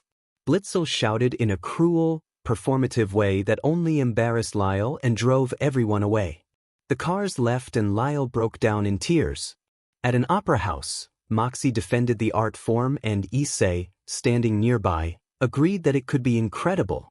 Blitzel fiddled with the spotlight so much that it nearly fell on a woman on stage. A safety chain stopped the fixture from crushing her, and Issei threw the spotlight aside to secure it. The cherubs, fed up with IMP's interference in their duties, readied their weapons. Issei knelt beside Lyle and asked him if he had any last words. Lyle answered that he missed his friend. Issei found the response odd and laughed. When Lyle asked if something was funny, Issei coldly observed that Lyle's wish might soon be fulfilled. Lyle looked up just as heavy rigging gave way and pinned him beneath a collapse of equipment. The terrain and falling structures did not show gore, but Lyle was left motionless and lifeless by the accident. The cherubs were stunned into silence and opened a portal, only to find they could not enter. Their supervisor appeared and explained that because a human had died, they could not claim passage as usual. Then a shadow swept over the room and a familiar presence, Drake in a more fearsome form, manifested for an instant. Drake taunted the group about a past defeat of Lyle's father in battle, then vanished. The cherubs cried out in outrage but were struck by a sweeping shadow that disarmed them in a stylized burst of energy. They lost their weapons and scattered in fear. Issei walked forward slowly and, with a quiet command, forced the weapons back toward the cherubs. They looked at him with wide fear in their eyes, and when he urged them to pick up their arms they'd left behind, they fled. Blitzel muttered an impressed curse under her breath. Issei reassured those around him that he would not harm them, so long as they did not become his enemies. A few days later, Issei woke to a knock and opened his door to find Stolas standing there. Stolas explained that it was the Harvest Moon Festival, an old tradition in the Land of Wrath to wish good fortune for the harvest. Since Octavia was next in line to participate, Stolas asked Issei to help persuade her to take part. Issei hesitated and asked Stolas a question about the nature of the 9 rings of hell. Stolas looked back for a moment and then quietly left, leaving Issei puzzled. Time passed. IMP visited Millie's family home. Millie greeted her parents warmly, hugged them, and then stiffened when her sister appeared. The 2 siblings exchanged a chilly look. Their mother gently intervened and reminded them not to fight in front of guests. Millie introduced Moxie as her husband in an awkward, flustered way and then clarified that he was actually her boss. Moxie looked uncomfortable under the attention. Blitzel, blunt and irreverent, told the parents that they had raised an effective team member and that they should be proud. Millie introduced Lana as a helper for IMP. Lana brusquely dismissed Blitzel's compliment and stated that Millie was not her real mother. Millie then introduced Issei as the newest addition to IMP. Issei gave a casual greeting. Joe offered a handshake to Issei. Issei hesitated, then accepted and found his grip unexpectedly strong. The force of it caused Joe to yelp and his arm to be injured in the struggle, but the moment quickly turned into laughter as Joe admired Issei's strength and declared that he liked him. Moxie arrived to check in, and conversation turned to life on the farm and recent local events. The group settled into a tense peace, with old rivalries and new alliances both simmering beneath the surface. The day's encounters left everyone on edge, and Issei carried the memory of Draig's fleeting appearance as he considered what might come next. Joe looked at Blitzel and asked if his name was Blitzel. Blitzel confirmed that it was. Lin commented that it was a good name and reminded her of war. Joe added that nothing strengthened it. Person like facing battle. Blitzel said he already liked the group. Moxie argued that many wars were decided by superior technology, and the others gave him looks that told him to be quiet. Joe insisted that guns and magic had their place, but a true person must be able to face a hellish beast in close combat, citing ancient deeds of Lord Satan against a great dragon, which surprised the others. Moxie stepped back, anxiety building, and Issei placed a hand on his shoulder to steady him. Issei asked if he was all right. Moxie admitted he thought they did not like him. Issei encouraged him to give it a chance, and Moxie thanked him. Rumbling announced the arrival of a strange, hellish horse with an imp on its back. Joe introduced the newcomer as Stryker and explained that he helped run the farm. Stryker greeted everyone and, recognizing Millie, bowed and warmly referenced how her parents had spoken of her at length. Millie responded with polite uncertainty. Moxie seethed inwardly, while Issei, who could perceive possible futures, felt an unsettling image flicker through his mind. Joe suggested that they should join the pain games, pointing out Blitzel and Issei as examples of strength. Moxie immediately volunteered to join. Blitzel warned him that he could get seriously hurt or worse, and that he could not bear Millie watching him suffer. Issei intervened, his voice so cold and steady that Blitzel faltered. Moxie insisted he would prove himself and charged at the beast in the pen. He managed to get onto the creature's back, but it threw him off with ease and moved as if it would crush him. Black chains suddenly snaked out and restrained the beast, preventing it from harming Moxie. Issei's intense gaze swept the mother and daughter who had been laughing at Moxie. Then that hard look softened as Issei blinked and a white dragon's presence filled his mind. Issei remembered a large chamber where Draig slept, the space vast enough for a dragon. As dusk fell, a knock echoed through the room and someone called for Draig to come before the queen. Draig stirred, his eyes flashing white and green, and he complained quietly about the queen's demands, recalling how a past queen had tried to command him and paid a steep price. Issei climbed onto Draig's back and accompanied him and Foeslayer, Draig's mother, to the court. They stood before Queen Shadow, ruler of the Nightwings, beneath a roof opening that let the light of 3 moons pour down. When the moonlight hit Draig, his eyes took on the cold gaze Issei knew all too well. A painting loomed on the wall, titled Ragnarok, showing a dragon confronting the sun. Nearby lay an old scroll, a prophecy recorded by a seer of the past. When the 3 moons of Ophis bless a young dragon with all their power and the claws of Great Red are forced upon it, the world's sun would be endangered. Issei watched Drake study the painting, feeling a chill at his companion's smile. Foslayer urged Drake to show respect, and he bowed, though his demeanor suggested he did so only because he chose to. Queen Shadow introduced a visiting prince, Albion of the Skywings, a white-feathered dragon who appeared anxious and was accompanied by a purple-feathered dragon. The white prince reminded Issei of someone from his own life. Back in the present, Blitzel checked on Issei, asking if he was all right, and reminded him they were preparing for the Pain Games. That night the festival stage glowed under the moons. Stolas, with Octavia beside him who looked nervous and withdrawn, announced the Harvest Moon Festival and the yearly Pain Games. Issei sensed Octavia's anxiety and offered what quiet support he could. Several contenders, including Moxie, Blitzel, Stryker, and Issei, entered the competition. Later, Octavia announced the top 3, Blitzel in second place, Stryker in third, and Issei as the first-place winner. Issei smiled at Octavia and acknowledged her, and she returned the gesture. As the crowd's attention shifted, Issei felt his warmth recede and a colder, more dangerous presence rise within him. His expression hardened into something more distant and resolute, as if blue fires surged through him, urging him to act. Under the moons, the stars seemed to tighten his resolve. Issei returned to Joe and Lin's house and waited for Stryker to return. After a few hours the air itself felt different, as if timelines had shifted and flashes of possible futures showed his friends and loved ones in peril. Emerging into the shadows of the main festival grounds, Issei prayed that Octavia, Stolas, Blitzel, Moxie, Millie, and Lana would be safe. His eyes glowed with cold determination as he spotted a beam of light tracking toward Stolas, and he moved to intervene. Issei's eyes glowed with the dark power that had mastered the shadows. The darkling rose within him no longer spoke. It moved and acted like the weapon of a tyrant who had slain many and driven a race nearly to extinction. He followed the streaks of laser light and spotted Blitzel and Stryker talking. Their conversation did not matter to him. He wanted Stryker gone. Issei crashed through a window and hurtled into the room. Stryker greeted him with a mocking tone, calling him the evil dragon. Blitzel looked confused, unsure what to make of the accusation. Issei demanded that they get away from his friend and rushed forward. Stryker smiled and pulled a Dragon Slayer blade from his pocket, driving it into Issei. The Dragon Slayer power within Issei flared and surged, but then a void-like presence swallowed that energy and neutralized it. Issei staggered and fell, shaken and wounded. Blitzel reacted with alarm and attacked Stryker. Issei felt the pull of the moon strengthen him like a drag. His wound closed and his power swelled. He moved behind Stryker, seized his throat, and his eyes hardened to a cold gray.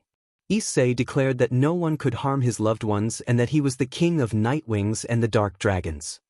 His hand shifted into a blade and he struck Stryker with a decisive blow that brought the man down. For a moment Issei noted the fear in Stryker's eyes. Then a blue magic circle appeared and whisked Stryker away. Issei cried out in denial. Later, Issei woke to his phone ringing. It was Millie calling in tears and panic to say that Blitzel and Moxie had been captured by humans and that they needed his help. Issei's expression went cold. He told them he was on his way. Lana opened a portal to the human world while Millie sobbed at their absence. In human form, Lana sniffed and traced their scent, saying the captors had gone this way. She scooped Millie up and the group followed. They arrived at a building where Lana began to speak, but Issei unleashed a blast of blue energy that tore the door off its hinges. Alarms began to wail. Issei instructed the team to find the twins while he would handle the humans. He and the force inside him, the voice of Drake, called out a name together, invoking a powerful ability. Darklings rose on command and gathered around the building, their weapons assembling like an army. Dark banners unfurled as they prepared for battle. A human soldier panicked that a human with sacred gear had joined the fray. Issei cut him down in a swift strike and then surged forward through the attackers, their cries ignored as he focused on rescuing those he cared about. One enemy leapt onto his back to choke him. Another of Issei's allies moved to help but was intercepted by shadow spikes that burst from the ground and stopped the would-be rescuer in his tracks. Issei snapped the attacker off and used his tail to fling him away, seizing a pair of sickles that had been left behind. He demanded in a cold, commanding tone that everyone pick their weapons up and fight. The display of force sent many of the attackers fleeing. Issei felt the thrill of the hunt, but then a rocket strike slammed into him and left him dazed. A teammate shouted for him to get away, and another moved to check if he was okay. Issei saw Blitzel holding his own against several foes while Moxie raised a hand for help.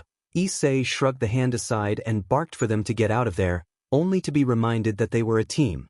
Lana called down from above to remind him to pull together. Issei took a breath and rejoined the fight. Suddenly the lights went out. The Darklings surged forward with coordinated strikes. One man began to complain about fighting with weapons and guns before a Darkling leapt at him and silenced him. Issei cut through two enemies and saw Lana in imminent danger. He moved to protect her, and then everything went black. When he came to, the sun was beating down and he found himself in a crater. Around him, allies and enemies alike watched with fear. Stolas and Octavia both looked at him with wide, frightened eyes. Above them lay Tiamat in her dragon form, motionless. Issei asked what had happened. Memories flooded back. In the flashback, Issei had been wreathed in blue flame as black ice formed a protective barrier around the imps. He had grabbed Lana and thrown her behind the ice just before a cry ripped from him. The pain in his voice shifted into a roar as Draig took control. Blue flame swept outward, and under the moonlight Draig drew on a terrible, old power. Draig reacted to an old, familiar presence and called out in challenge. Tiamat, furious, attacked him with ferocious blows. Draig answered with a devastating attack. He called Tyrant Flame a ball of blue fire that struck Tiamat and made her reel. The collision unleashed chaos across the town. Tiamat struck back with a sweeping tail that drove Draig into a destructive impact, and Draig seized Tiamat in the chaos. Suddenly Stolas appeared on the field. Chains bound Draig briefly as Stolas invoked the sun's light against the beast. The chains snapped and the clash continued. Tiamat launched into the sky and executed her most powerful techniques, Icewing Hate and Ragnarok Alpha, meeting Draig's darkness with fierce force. The battlefield filled with blue ice and shadowy flames as the two titans collided. In the midst of the chaos, Draig's claws found purchase against Tiamat. She looked at him with an oddly calm expression and told him she believed in him, invoking the name of someone who had once put faith in him. Their final clash was overwhelming and sudden.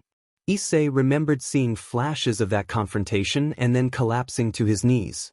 He looked at his hands and saw Draig's claws, and the realization struck him that he had been the instrument of destruction, that his power had been used against his own. He could barely breathe. He screamed and slapped his face, pleading with himself to wake up. He sobbed that he had destroyed a whole town. Octavia ran to him and raised her hands in a plea, tears streaming down her face. She identified herself softly as Octavia, his friend, and begged him not to shut down and to believe them. They knew it was not entirely his fault. She held him there, urging him to stay with them, to let them help him through what had happened. Issei pleaded that they not leave him as he slowly backed away. Voices from the past swirled around him like vultures. He saw phantoms of previous wielders whispering to let Draig take over. Issei resisted, insisting that Draig would not harm anyone else while he watched. Octavia asked who he was talking to. Issei felt a sickness taking hold and said he could not stop it, that it took control of him and dragged him away. He begged for help. Then he vanished into shadow. Octavia shouted for Issei and called to her mother that they needed to find him. Blitzel demanded an explanation, noting she thought he only had the booster gear. Stolas explained that the booster gear contained most of the power of the Dragon of Dark Destruction, Draig, and that Issei had become host to that power. Moxie expressed disbelief that Issei could carry such an evil dragon inside him. Blitzel told Moxie to be patient and promised to get their friend back. Octavia insisted they needed to find Issei immediately. Issei reappeared in a forest and fell to his knees.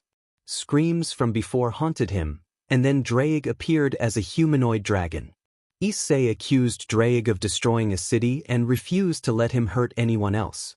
Draig taunted him, as if he had saved the Hellhound. In a desperate attempt to stop Draig, Issei lashed out at himself, trying to end the cycle. The wounds would not hold, his body would not let him die. Chains seemed to bind the trees around him and the forest resisted his efforts. He declared he was done being Draig's plaything and kept fighting in a blind panic. Octavia called out, begging Issei to stop and urging that they get him out of there before worse things happened. Issei looked up to find the clearing devastated. Trees and grass were ruined and the air hung heavy with destruction. Octavia watched him with concern.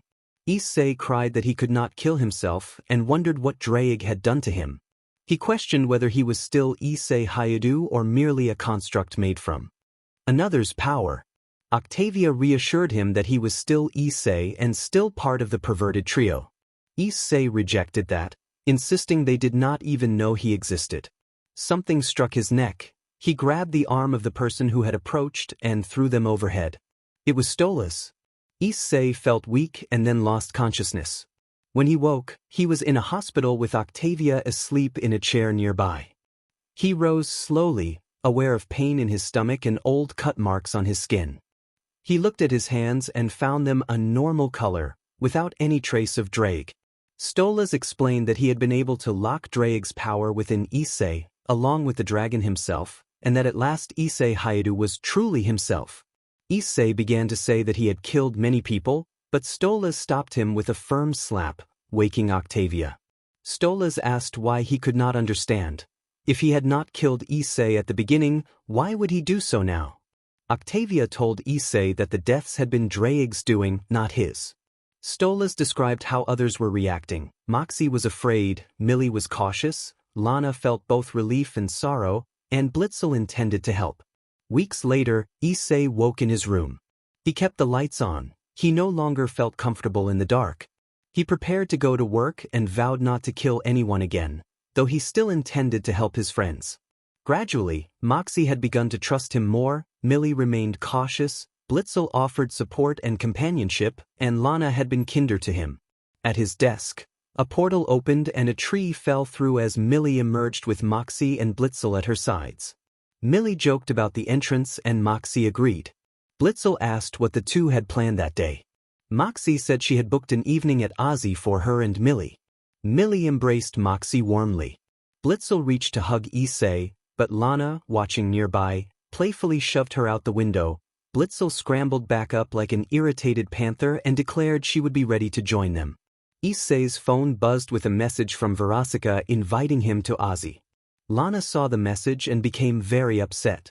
Issei explained that his sacred gear had been sealed because it had been hurting him and that he was still recovering. Verasika asked if he was okay and insisted he come if he wanted.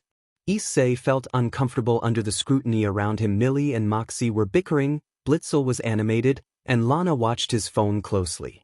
He agreed to go. He told Verasika he did not need a pickup and instead asked Moxie and Millie to take him, since they were already going. He messaged Millie to ask if she could come pick him up. Millie agreed, teasing that their coworker might finally find someone. Blitzel reacted with interest. Millie pointed out Issei's age and the others backed off. Blitzel raised their hands in surrender. Issei was disguised as an imp. Moxie, Millie, and Issei arrived at Ozzy's establishment. Issei courteously greeted the two of them and then noticed Verasika. Verasika commented that she could tell he was in imp form but that she preferred his human appearance.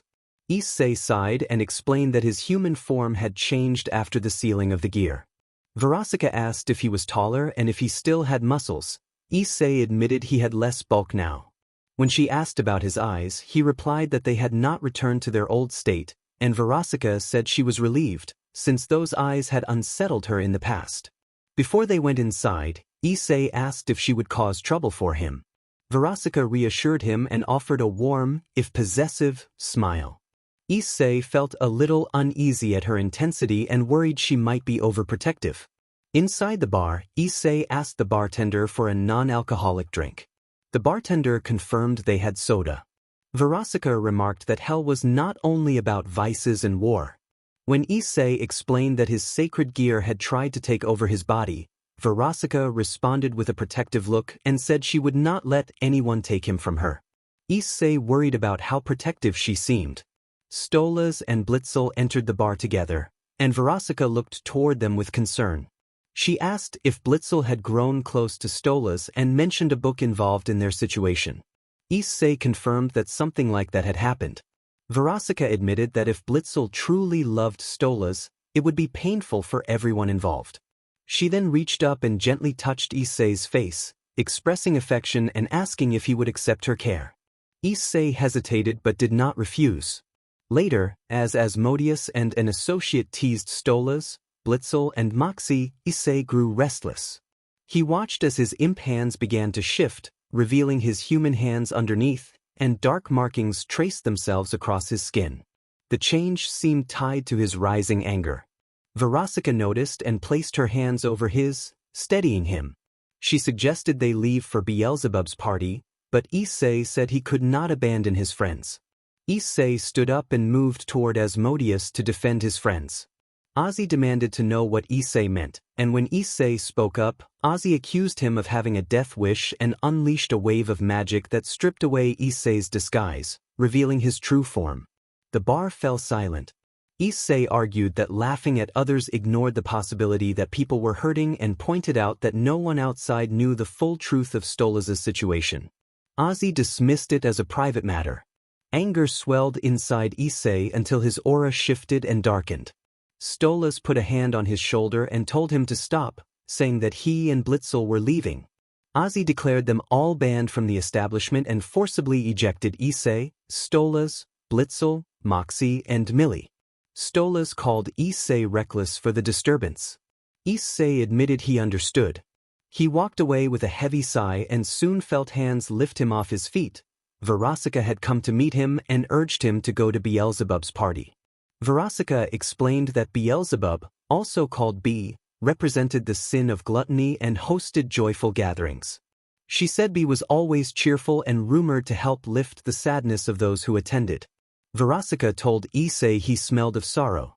Issei answered dryly and thanked her for the observation. Verasika liked the nickname he gave her and laughed. Issei rolled his eyes. They arrived at the bright, buzzing building where Beelzebub's party was held. Even though Draig was sealed, Issei still felt the dragon's irritation at how lively the place was. Verasika his hand, and he followed, noting that Blitzel might be there. A familiar voice called out, and Vortex greeted them, asking if they had come to join the celebration. Verasika responded enthusiastically. Vortex then turned to Issei and asked if he was all right, commenting that he looked different. Issei began to explain that his sacred gear had been. Issei had sealed the darkness inside him because it was hurting him. Vortex asked if he was all right. Issei looked at his hands and felt peace instead of rage, hate, or unending darkness. Issei said he felt better than he had in a long time. Vortex smiled and mentioned that Verasika had not yet met Beelzebub and that Lana was talking to her. They walked behind the Hellhound and met the first Hellhound, the sin of gluttony, Beelzebub. Lana glanced at Issei in surprise and then gave Verasika an irritated look. B regarded Issei with a sense of nostalgia and then smiled at Verasika, remarking that the pop queen had joined her circle and asking if she had met Issei somewhere before. Issei went pale and wondered whether Draig's power still leaked out even while sealed. Issei told B that he did not remember encountering a yellow hellhound in the human world. B stepped closer and asked Issei's name. Issei blinked, and a memory clicked into place. In Issei's memory, he had been crying because his grandmother had died and he had still been forced to go to school. Two women had approached him and asked if he was all right. Issei had cried aloud about his loss and the pressure from his parents. The women had hugged him and reassured him. One woman had introduced herself as B, and Issei had repeated his name. B had smiled and said she was B. Back in the present, Issei asked what B had been doing in the human world. B said she and Belle had been involved in some affairs and invited him to walk with her. Verasika encouraged Issei to go, and he left with B while Lana's eye twitched and Vortex slowly moved away. B sensed that Issei had been through a lot and asked how he had been.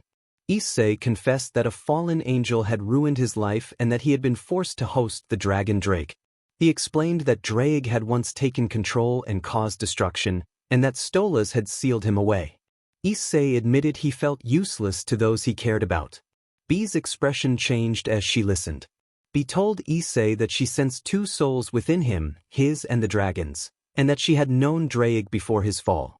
B explained that she had known his mother, who connected two factions, and that the dragon had once wanted to protect his family and bring peace before a curse twisted him into something else.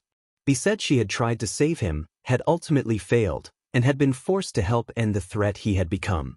B hugged Issei and asked if he felt better. Issei shook his head but said he felt better, thanking B. Issei recalled that Tex had said B and Belle had been together. B explained they had simply drifted apart. B then said someone needed her attention and offered Issei her phone number. Issei recognized the name Blitzel and sighed, and B asked if he knew her. Issei explained that earlier he and Verosika had encountered Blitzel at Ozzy, and that Issei had challenged Blitzel after Blitzel had mocked her and her friend. B scolded Issei for challenging one of Hell's top fighters without his powers but also praised the kindness in his heart. B playfully smacked Issei on the head and warned him not to be foolish. Everything else in that episode proceeded as before.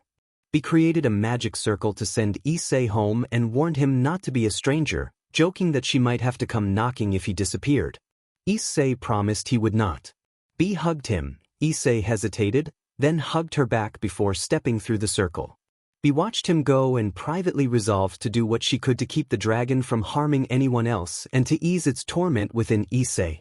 Issei appeared in his room in a yellow glow and stepped into the hallway when he heard crying from the living room. He found Stolas in tears. Stolas told Issei that her daughter Octavia had been promised in marriage to Razor Phoenix and that Rias, Octavia's supposed friend, had asked Octavia to take her place. The living room flared with hellish light as Stolas struggled to explain. Inside Issei's mind, a gray and black eye stirred and awoke from a short slumber. Issei sat in his dark room, feeling the same shadow he had been trying to leave behind. He looked at his missed calls and messages from B, Blitz, Mox, Mill, Lana, Tex, Stella, and Verosika, and a sinking feeling settled over him. He hurried to the main house, where imps and hellhounds bowed to him. Issei asked where Stolas was, and the butler directed him to her room. A grin crept across Issei's face, his teeth darkening and his gray eyes shining with a strange, uneasy happiness. He rushed to Stolas's door and knocked. Music could be heard inside before it abruptly stopped. When there was no answer, Issei forced the door open and saw signs of a struggle, scattered feathers, overturned furniture, and a firearm on the floor. Stolas lay there, motionless, and the sight sent a ripple through him as his eyes began to change, reflecting the dragon within. Issei moved slowly and reached out to touch Stolas's cheek. In that moment, everything went dark and the sound of rattling chains echoed. Pink chains formed a cage around the spirit of the Dragon King, restraining it with glowing seals. One by one the chains started to crack, and a spreading black frost began to cover them, each shard of ice glinting coldly as the bindings strained under an ancient power. With a single wing beat, the chains shattered. Issei watched Drake free, the dragon growling with the fury of one who had been caged. Then the growl softened into something like a smile as Drake offered to save them both, Stolas from death and Octavia from an unwanted marriage. Issei remembered the promise he had made never to use Drake's power and never to let that power kill another. He also remembered warnings. Tiamat had said that the claws of Great Red corrupted a soul the more they were used, gradually ripping the self apart. At the same time, he recalled a different possibility: how Phoenix flames healed. If any force could mend Drake's soul, perhaps those flames could. The thought of describing Drake as kind and good pushed Issei to act. Issei accepted the talion. The familiar, dangerous power of the evil dragon of destruction surged through him. The markings returned across his skin, his eyes shifted into their draconic state, tears began to fall, and he felt himself grow taller. A maid rushed in with frantic footsteps and reported that Stolas appeared lifeless and suggested calling for help. Issei ignored the interruptions, fixing his attention on the faint pink light that was drifting from the room Stolas's soul. He rose and took it, determined to return it to her body and honor his deal. He carefully guided the soul back into Stolas. Blood magic braided over the wound like glowing threads. A faint crimson light traced her veins as the enchantment worked to restart her organs. Gradually, she came back, opening her eyes in a confused haze. Stolas scanned the room, noticing the gun and then the changed eyes of the person standing over her. She was disoriented and alarmed. In a flurry of agitation, she accused Issei of not lifting the seal and, with hands on his shoulders, began to rebuke him harshly before cutting herself off in panic. Issei, steady despite everything, asked when the wedding would be. Stolas, bewildered, searched for an answer, and Issei followed her gaze to a note on her desk stamped with the image of a bird. Even if no one had seen Drake, those present felt his presence and the room seemed to shrink with it. The bird symbol was one Issei had not seen in a long time, the emblem of the phoenix. Issei read the letter aloud in his head. It was an invitation that demanded Stolas attend a union between the houses of the Phoenix, BGMI, and Ars Goetia in 2 days' time. Riser Phoenix's message insisted she refrain from childish actions and forbade the presence of the imp, urging her to return to her husband and have more children to strengthen the alliances between devil houses. The letter made clear pressure and expectation had been placed on Stolas. Issei burned the paper, the anger sharp in his chest at how someone with red hair had dragged Octavia into this scheme. He took the gun and, with blue flames, cauterized the weapon and swept his gaze over the imps and the hellhounds in the room. He ordered them not to let Stolas leave the room and to confiscate anything she might use. The others obeyed without question. Issei's eyes turned a steely gray as he focused on the person he intended to confront. That night, Issei sat in the darkness of his own room and did not run from the shadow within him. He accepted that the darkness was a part of him, or at least something he carried. The spirit of Drake stood by his side, their shared fury and hatred coiling together beneath the surface. Drake urged him on with cold certainty, promising that the Phoenix family would pay for their crimes. Issei left his room and headed quickly to Stolas's chambers. The hellhound guards bowed and nodded respectfully as he passed. One guard informed him that Miss Stolas was inside with her sister. Issei thanked them and entered. He found Stolas clinging to her sister-in-law's shoulder, crying. Stella met Issei with an expression that mixed gratitude and wary caution. Stella gently moved the exhausted Stolas so she could sleep without waking her. Stella sighed and reminded Issei that whatever had been caged should never be imprisoned again. She accused him, heatedly, of freeing an evil force. Issei replied that he had come to terms with what he was. Stella pressed closer, furious. She warned that he had released something dangerous and demanded whether he could control it. Issei asked, coldly, if she could help him with the power. Stella admitted reluctantly that she could. She warned that he could not triumph without the cooperation of the dragon he had unleashed. Stella explained that Riser possessed the power of the Phoenix itself, complete with abilities to take on the Phoenix form if necessary. At that moment, Drake manifested within the shadow and voice of Issei's blood-infused magic, demanding confirmation and tasting the air with amusement. Stella retreated a step at the dragon's presence. Drake pointed out the irony: vessel versus vessel, bird against dragon, and accepted the prospect of the coming clash. Then Drake withdrew, urging Issei to remember the task ahead. Issei thanked Stella for her help and began to leave, but she gripped his arm and urged him not to give in. He nodded, and Drake growled low in response. Outside, the sky above the Phoenix mansion was unusually dark and rain began to fall. Devils standing beneath the eaves muttered that rain was uncommon in the underworld and speculated whether greater powers had meddled. Issei approached the mansion gate under a hood, the letter tucked in hand. The guards halted him and demanded his business. Issei produced the invitation. As the gate guards debated, one officer grew impatient and signaled to act. Issei reacted with sudden speed, moving like a blur. He incapacitated the immediate threat with a precise, swift strike that left them unable to pursue. He summoned a disguise, and chains of shadows snaked out, binding and neutralizing the fallen guards before drawing back and dissolving. Using the confusion, Issei took the uniform of one guard and slipped past the remaining sentries. He reached the main gate where 2 guards stood. One of them recognized the man in the uniform and questioned why he was not at his expected post. Issei, keeping his composure as his disguise began to fray, replied that the missing guard, Lex, should indeed be at the main gate. He moved forward, blending in with the night and the rain, readying himself for the confrontation that awaited inside. Issei's eyes flared red as a pair of green eyes glowed behind him. His arms shimmered with a red light and a strange symbol pulsed into being. The guards froze in horror at the sight of the mark. Issei announced that he would save his friend. The Ace of Spades, an emblem tied to Drake, carried the weight of death and war. Issei summoned energy claws and struck through the guards in a blur of motion, then absorbed the residual energy. He turned to the barred door sealed by a magic barrier and summoned his hammer fist technique. Riser Phoenix descended the wedding stairs, raising his champagne glass as he proclaimed a toast that the Phoenix, BGMI, and Ars Goetia lines would be unified by this marriage. The assembled devils and demons cheered, and Andrealphus, Stolas' husband, watched with the largest smile.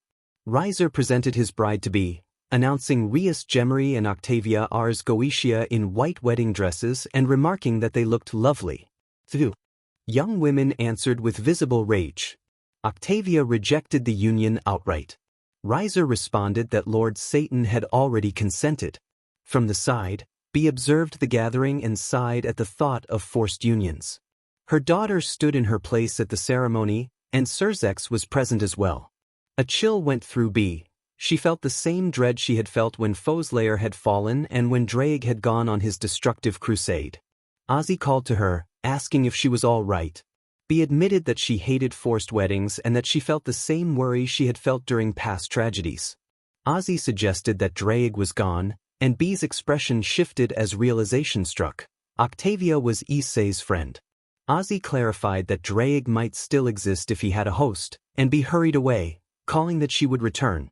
A magic circle appeared and Charlie Morningstar arrived with her partner Vaggie, who bore a magic mark for travel. Bee demanded that they leave immediately. Surzex Lucifer and his wife Graphia Lucifuge approached and asked if everything was all right. Bee replied that she simply needed to make a quick call. Suddenly, a vast shadow of hellfire rose and everyone bowed. Satan had arrived. He asked if preparations were complete. Riser answered that they were ready. Octavia erupted that she refused to be forced into marriage. Satan's eyes flared. He insisted that the arrangement stand and then called out Bee by name. Bee halted and acknowledged him hesitantly. Satan noted that Bee seemed to be acting as she had when Foeslayer had died. Bee denied it. Fizza rolled asked Ozzy what was happening. Ozzy replied that Bee appeared to be in trouble with Satan. Satan ordered Bee to remain with Asmodeus. Bee attempted to explain that she needed only a moment, but the intense glare from Satan made her fall silent. She resolved to wait until afterward and ran toward Ozzy. Ozzy asked if Drake had a host. Bee confirmed that he did and told Ozzy that he had met the host before. Ozzy considered Issei, the human boy. Fizza recalled the same Drake who had challenged archangels and even God. Satan called for the wedding to begin. The doors were torn from their hinges as a figure stepped from the shadows. Satan announced that he had sensed Drake and promised to speak with Bee later. Issei stepped forward and stated his intention to challenge Riser Phoenix. Satan demanded to know why. Issei declared that he sought freedom for Octavia Ars Goetia, not Rias BGMI. Satan agreed to a battle to the death and ordered it to start. Issei, Riser, and their peerage dropped into the summoning circle. Satan explained that because Issei had initiated the challenge, Riser would have the advantage of his peerage. Issei accepted and then saw a magic circle manifesting for Octavia. Octavia pleaded with Issei, sobbing that she would be all right, begging him to stop. Issei crushed the magic circle, and another appeared for Stolas. Stolas expressed belief in Issei. His words strengthened Issei and the magic circle faded. Issei's rage swelled with the united voice of Drake and his own resolve. He moved through a copied townscape that heightened his anger, cursing his opponent's arrogance. Entering the training gym, he found two opponents waiting, Nell and Lee. Issei read their names from their thoughts and stumbled briefly as the dark power within him began to form. A domain manifested around him, a battlefield cloaked in shadow and crimson light. Extra spectral arms unfolded from the darkness and transformed into claws. Two of them shifted into swords of shadow.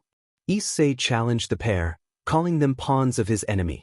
They replied with mechanical weapons, but Issei popped his shoulders and launched himself into the fight.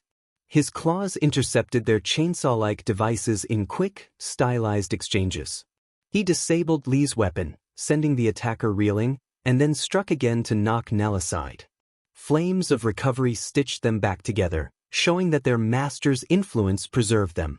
As Issei pressed forward, he taunted that at least he could test the limits of their endurance.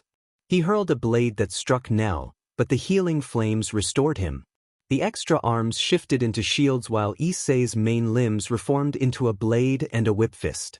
He used the whip fist to snatch Nell's remaining weapon away, challenging whether their lord could save them from defeat. A towering, shadowy mimic of Draig's had breathed blue fire in a dramatic, anime-style display that seemed to sap the opponent's resolve. Flames flared to mend them again, and Issei bellowed that he would not stand for it. He lunged, wrapping chains around the recovering foes, but the flames burned against the bindings and began to eat away at them. He kept pushing through. Issei smiled as the memories returned. He knew their plans. Issei sensed magic forming above him and rushed out of the building.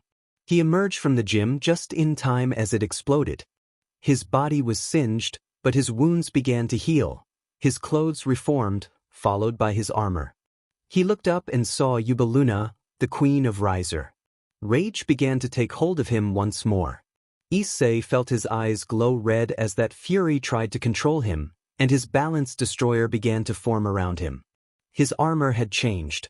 A helmet now obscured his face, a long white ponytail streamed in the wind, and crimson energy crackled across his form. For capes of blood-like energy flowed behind him as his tail slammed into the ground and his eyes burned with rage. His aura registered both buff and debuff effects. Yubaluna felt her power ebb as a magic circle appeared beneath her and Riser pulled her back. Issei moved toward Riser's stronghold. After a short while, 6 figures appeared around him, Riser's pawns. One of them tried to praise Lord Riser, but Issei struck swiftly with his biomass blade and incapacitated her. Issei reflected that in a true fight, having the advantage did not guarantee victory. Chains wrapped around the fallen pawn. The fear in her eyes tugged at his conscience, but the dragon within him pushed aside remorse. One of the pawns coldly swore vengeance for her sister and rushed him, but Issei's tail immobilized her and bound her to him forever. In Issei's mind, he screamed as he completed what he had to do. He offered another cold lesson about how the hunter could quickly become the prey. Magic circles multiplied as the spirits of past users of the balance gear gathered around Issei. Their combined presence empowered him and overwhelmed the remaining pawns, leaving them scorched, frozen, or incapacitated by spiritual force. 7 were down, 9 remained. Issei pressed deeper into Riser territory. When a blade came at him, he formed claws to block the strike and used bioshields to push his attacker back as she disappeared in flames. Another assailant tried to ambush him from behind. Her weapon broke and she forged a new one. Issei recognized the sacred gear and muttered the name Kiba to himself, his head aching with memories of the 6 he had just absorbed. Kiba had been killed during the raiding game, and the memory ignited his wrath. A flashback came. A younger Issei had been bullied until a blonde boy intervened, driving off the attackers and returning Issei's hat. Issei had thanked him, learning that the boy's name was Kiba. In the present, Issei regretted not being there when Kiba had needed help and swore to avenge him. The voice of Draig, the dragon, echoed inside his armor, urging him to let rage become strength, berserker control, not mindless chaos. A crimson energy seeped from Issei as he let out a draconic roar. Carmine had expected a mindless onslaught, but instead faced a controlled berserker. Issei struck, and Carmine's defense collapsed. She fell, and Issei absorbed her power. Carmine wondered aloud if this was the evil dragon's might as she watched him take what she had. 2 more figures arrived, a rook and a bishop. Fire armor shrouded the rook, while the bishop's hands flared with flame. Issei judged the matchup he could handle the rook in close quarters, But the bishop posed a greater threat. He dashed at the rook, who tried to land a punch, but Issei vanished in a burst of flames. Nearby, Xuelan watched a comrade fall almost instantly. A healer named Maihe had been killed. Issei taunted Xuelan about her watch over her healers and smiled at the dismay it caused.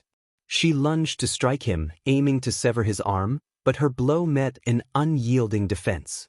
Issei transformed his arm into a hammer fist and struck repeatedly until she was thoroughly defeated. Energy from the fight absorbed into his armor, strengthening him. In his mind, the final moments of those he had defeated were etched permanently, a calculated tally of who might still survive if they did not oppose him. Issei arrived at the ORC clubhouse and saw two women step into the moonlight. He addressed Ravel and Isabella directly, offering them a chance to stop and surrender. Ravel declared she would never betray her brother and insisted defiance was required. Issei sighed, calling the upcoming violence pointless. Another part of him insisted it was necessary. He reformed his claws into a blade while keeping his other hand normal and advanced with cold focus. He struck at Isabella. His hammer fist cracked her arm and transformed into a whip fist that sent her flying. The follow-through of the attack overwhelmed her and rendered her incapacitated in a burst of energy.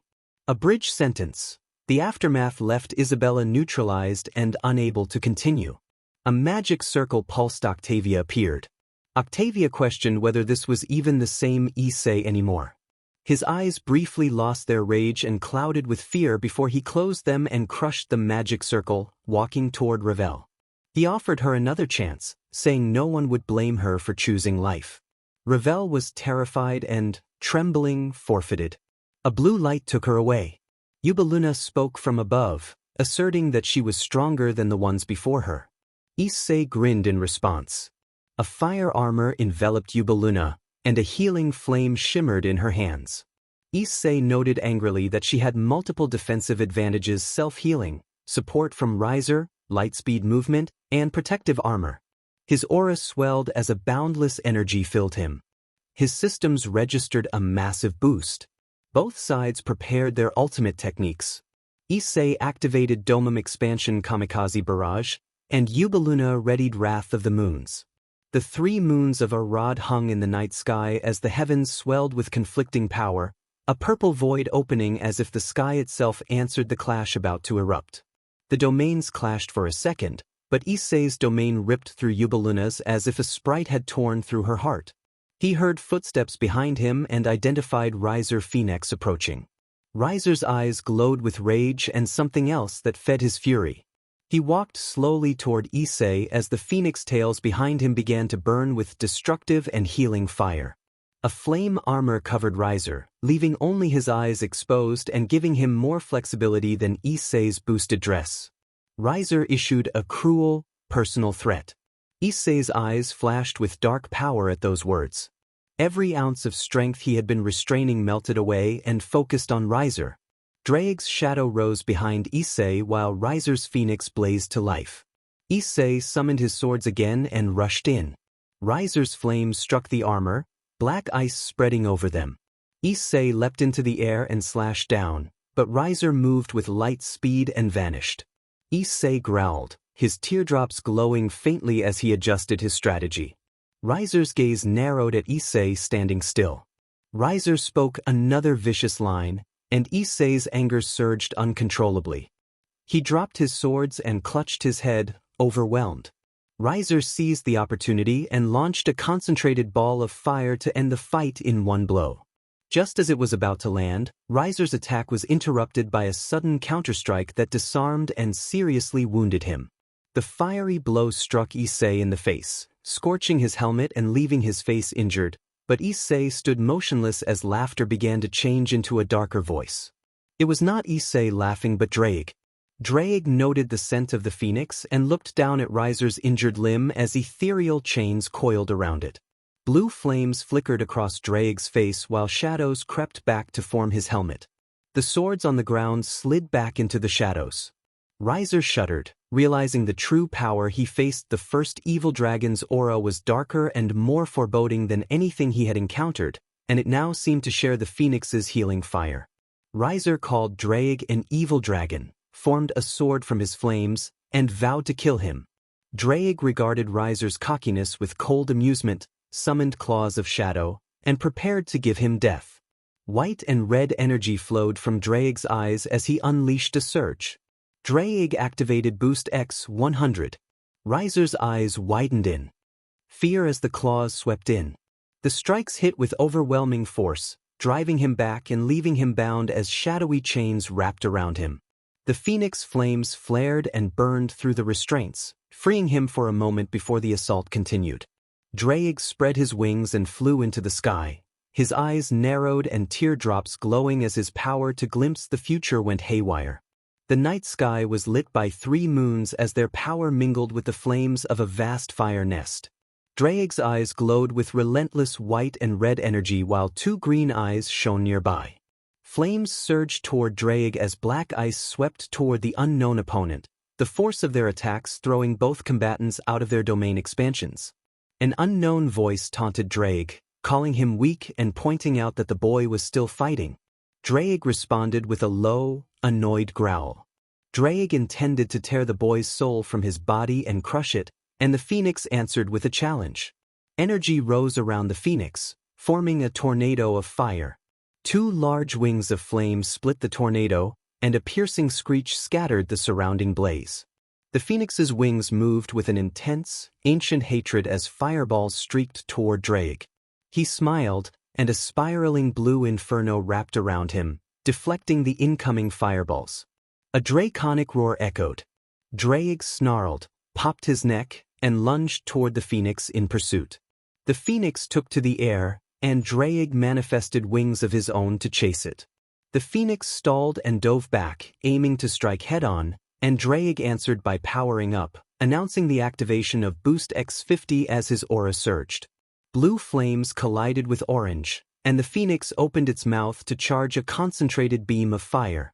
Drake reacted with brutality, biting into the phoenix's head to interrupt its charge, tearing at its wings and removing them. He seized the phoenix by the neck and hurled it into the magically constructed Crow Academy, obliterating the structure as the battle tore through reality. They found themselves in a void, where a beam of fire nearly struck Drake until he formed a barrier to block it. The phoenix screeched again. Drake unleashed a violent curse and formed a sphere of annihilation fire, while the phoenix bathed itself in an even brighter inferno. Their clashing attacks detonated into a shock wave of purple flame that battered everything around them. In the ballroom, Octavia clenched her talons and struggled to hold back tears.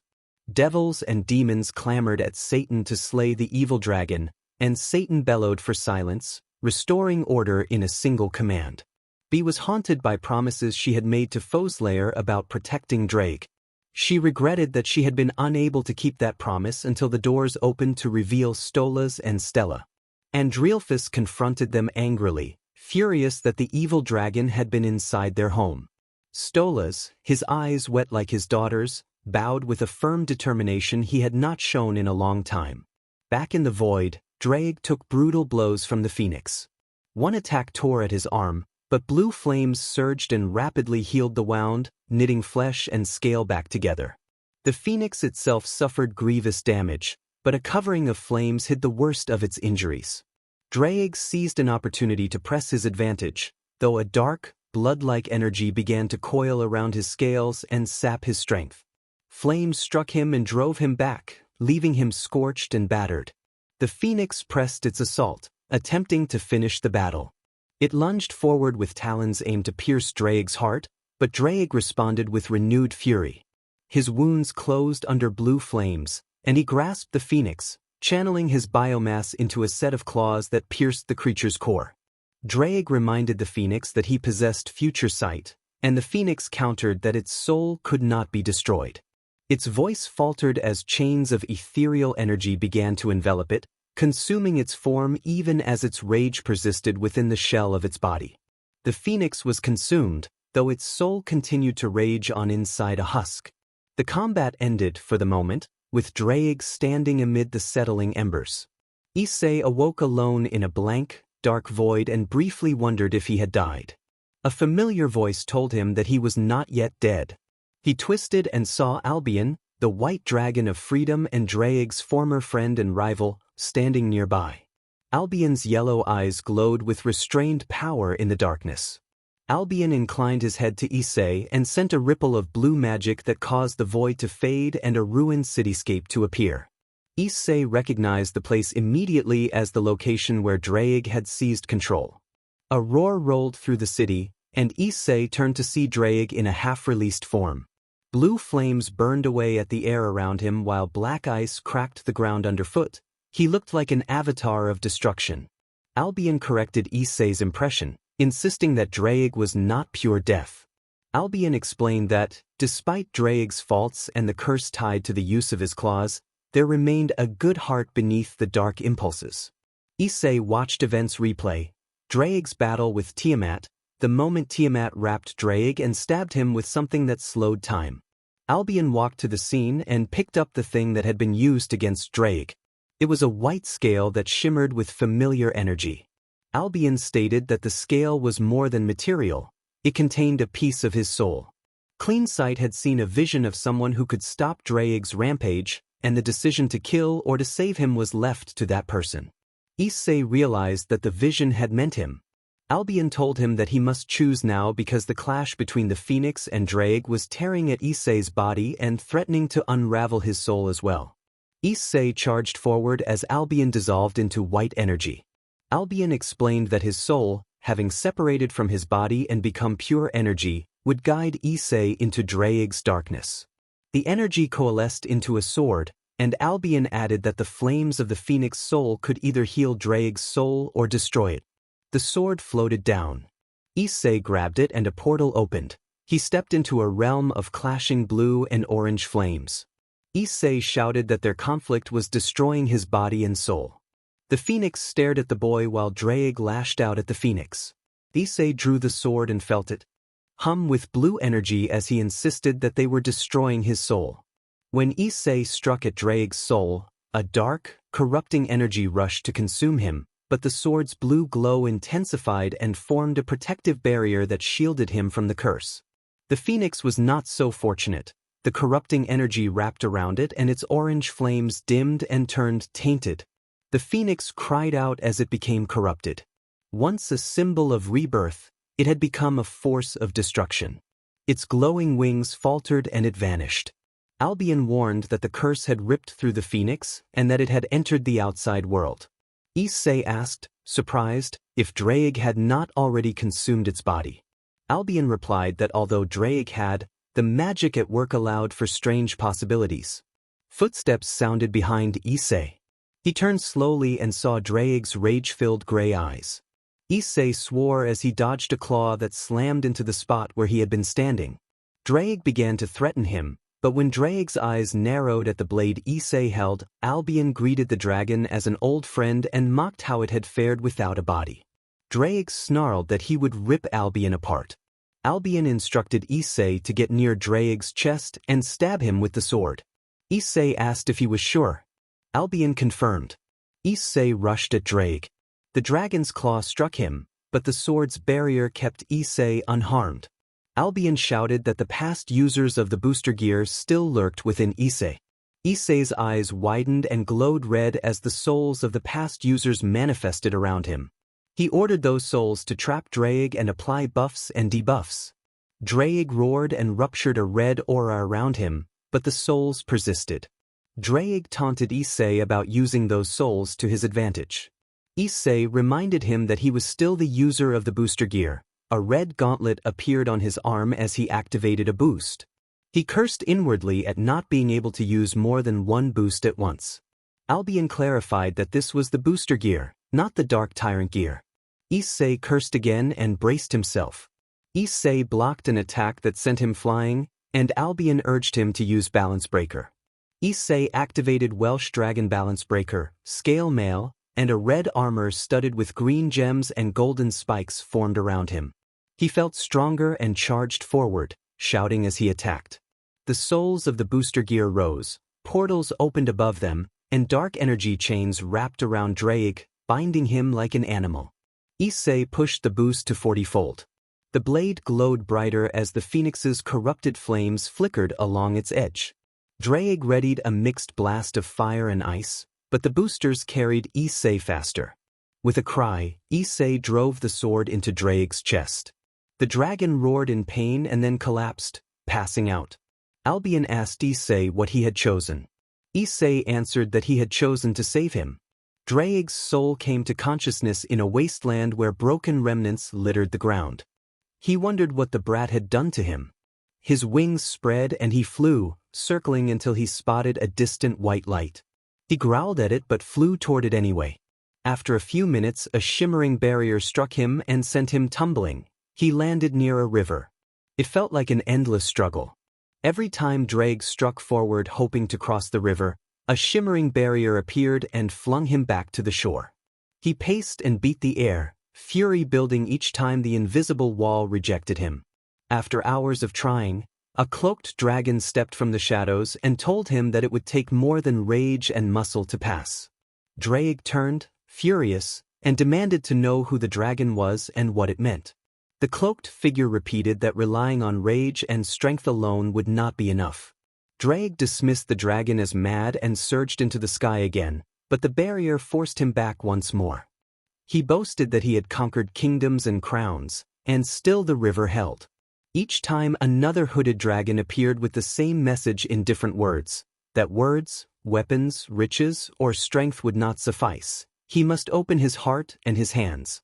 Drake tried to claw at one of the hooded figures in frustration, but the answer stayed the same. Years passed in that futile cycle. One after another he met 6 hooded dragons, each offering the same cryptic counsel. Exhausted and bewildered, Drake lamented how he had braved forests, stone, icy winds, and fire, and defeated foes on his own, yet he remained helpless before the river.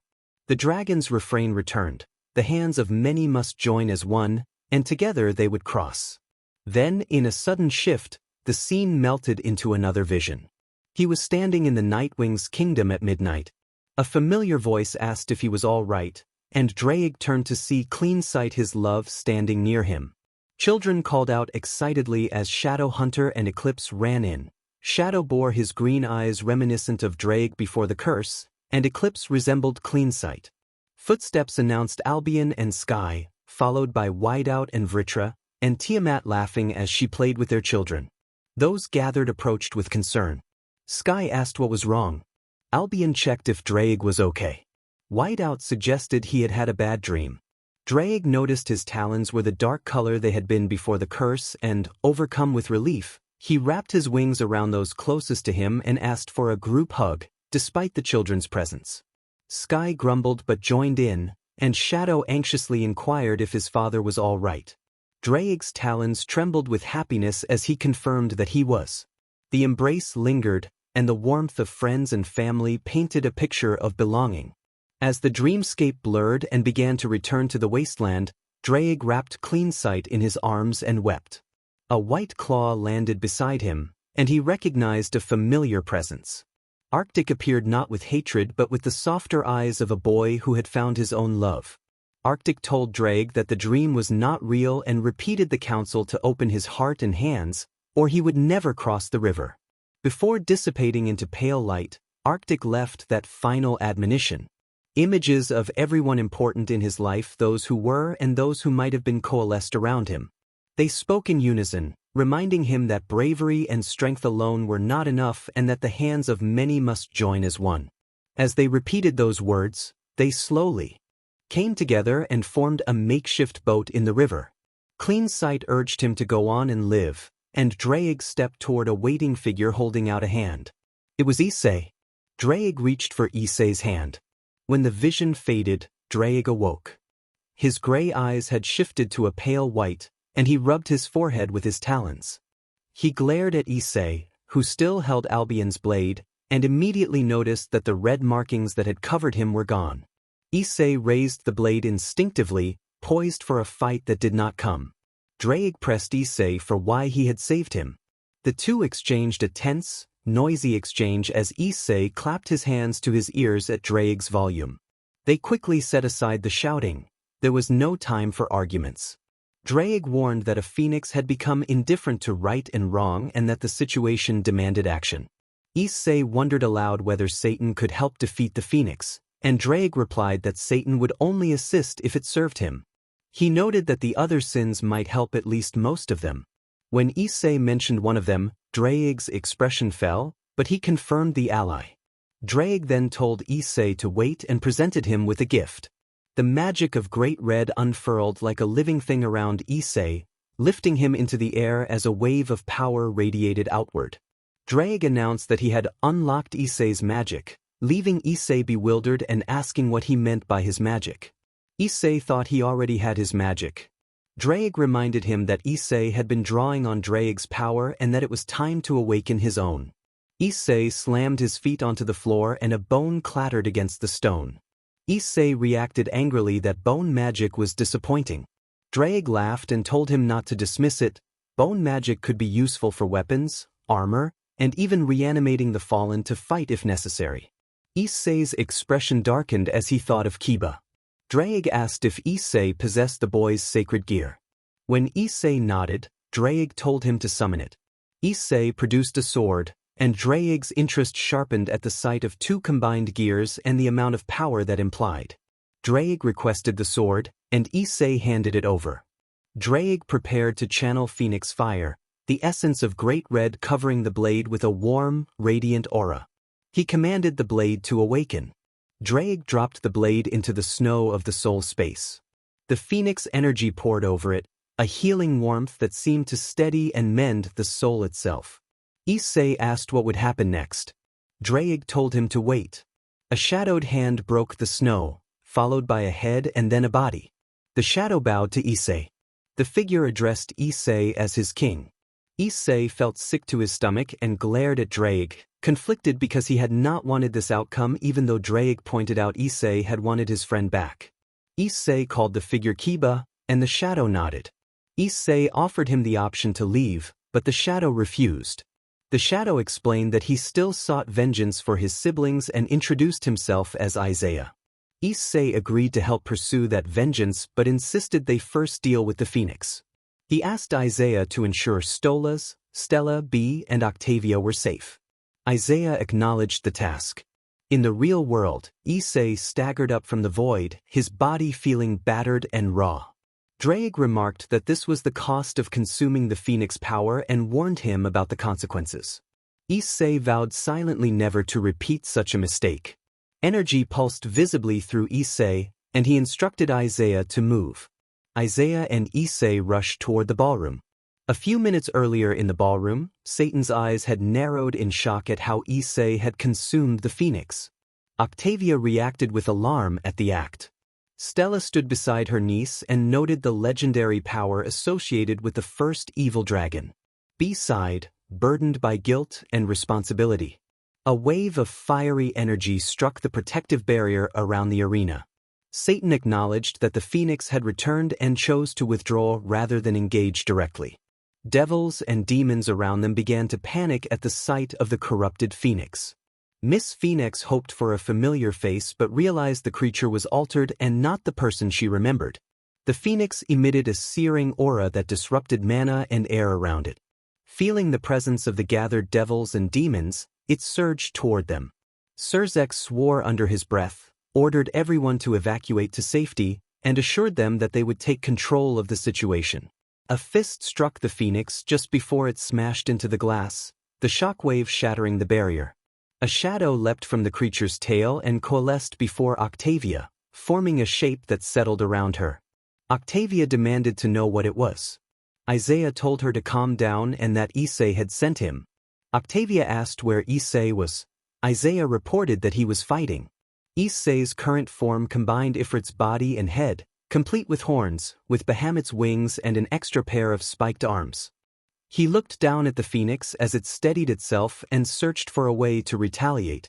Issei challenged the creature to show its strength. The phoenix answered with a howl. Issei flared his wings and readied himself.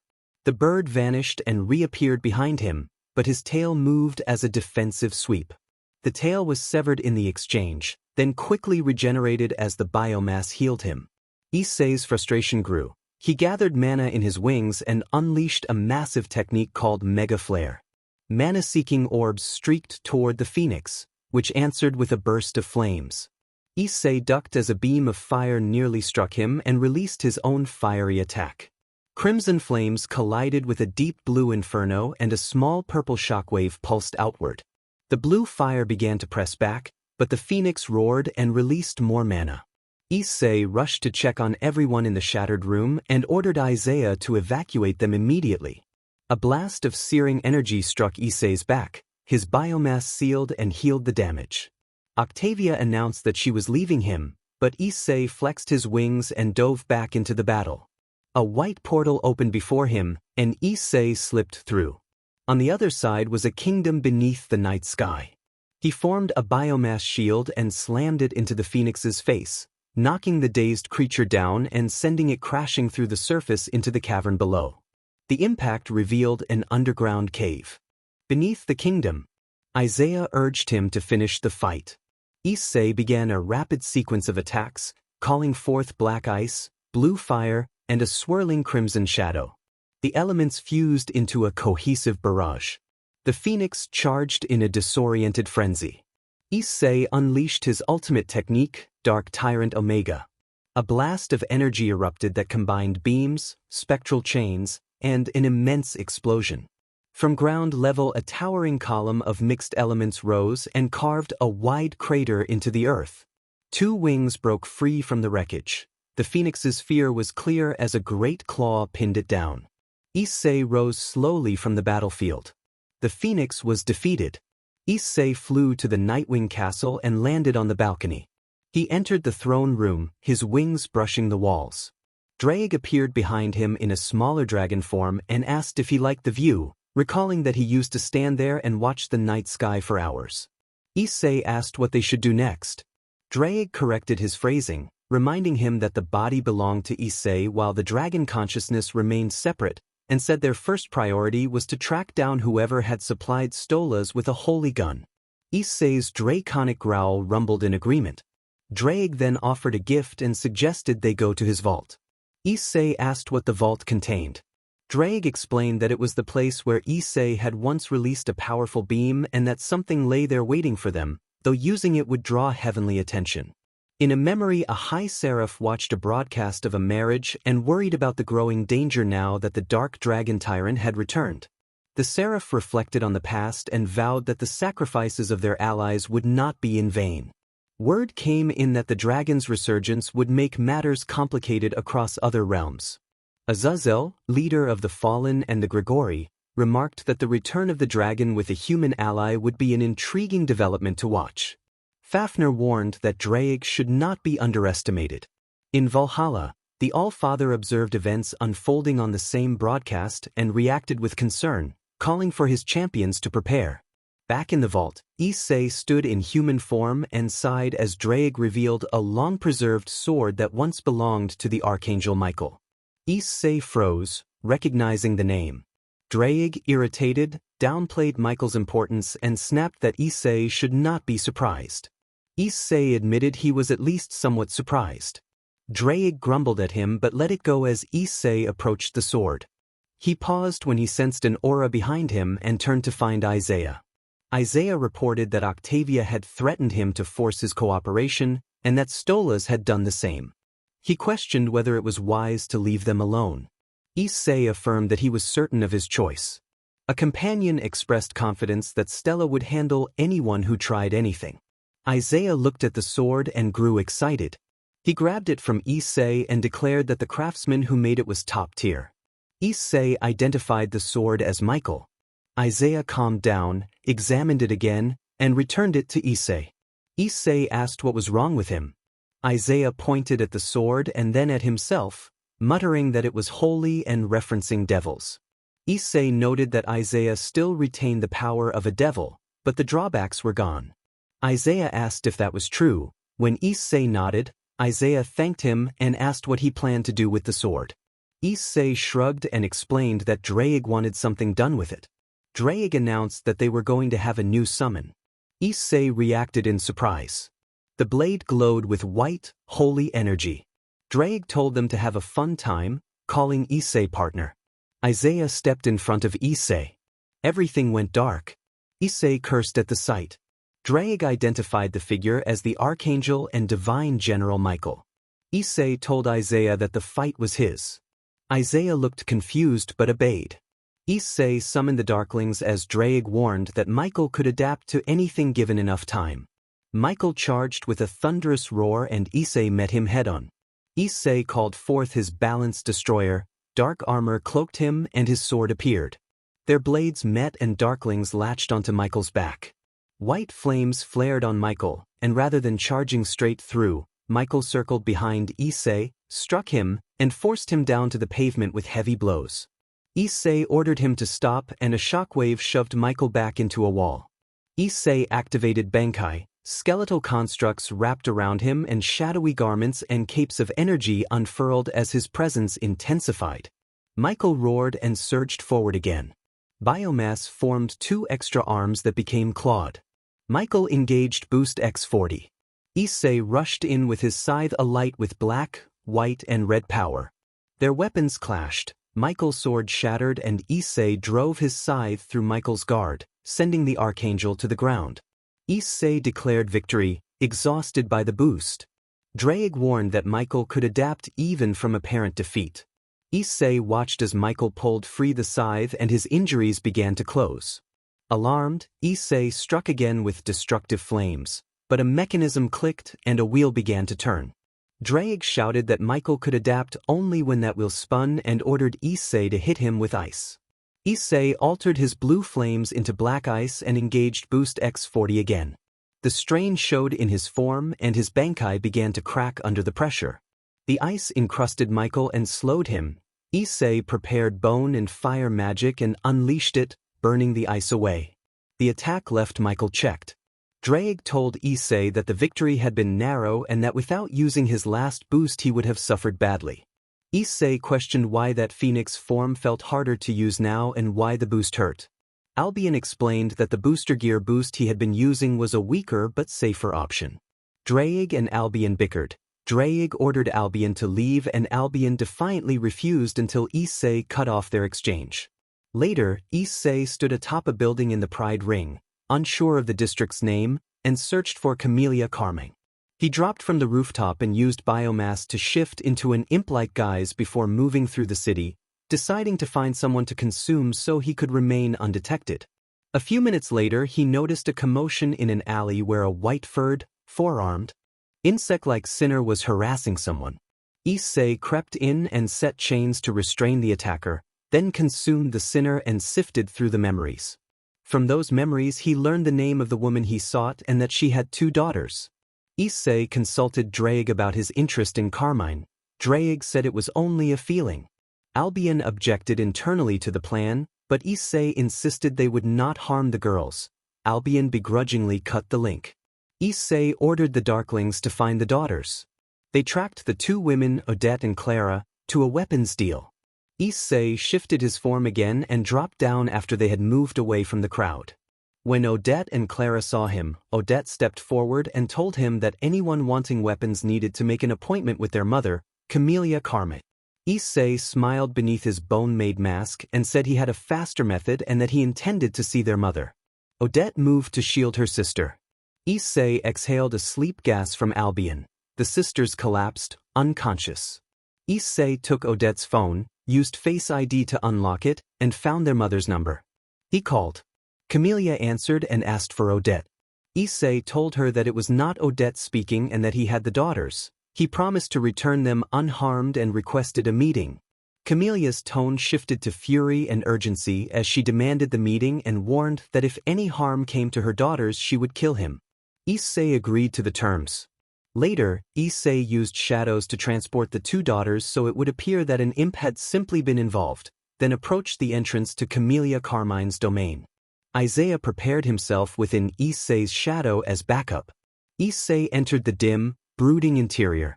Camellia Carmine demanded to know where her daughters were. Issei looked up with a calm smile and told her that if she found one daughter, the other would not be far away. Zestial and Camellia Carmine, overlords of hell.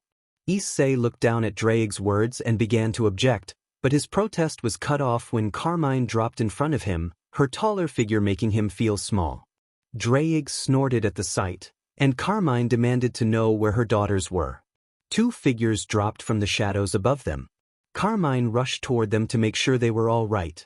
As she turned, her eyes widened when she saw Issei's shadow move and transform into a dragon. Carmine asked Zestial to take the girls out of there. Festival sighed and hopped down, leading the two girls out of the room. Issei put his hands in his pockets and watched Carmine closely, and she watched him in return. Carmine asked what Drake wanted. Issei's eyes widened in surprise that she knew Drake.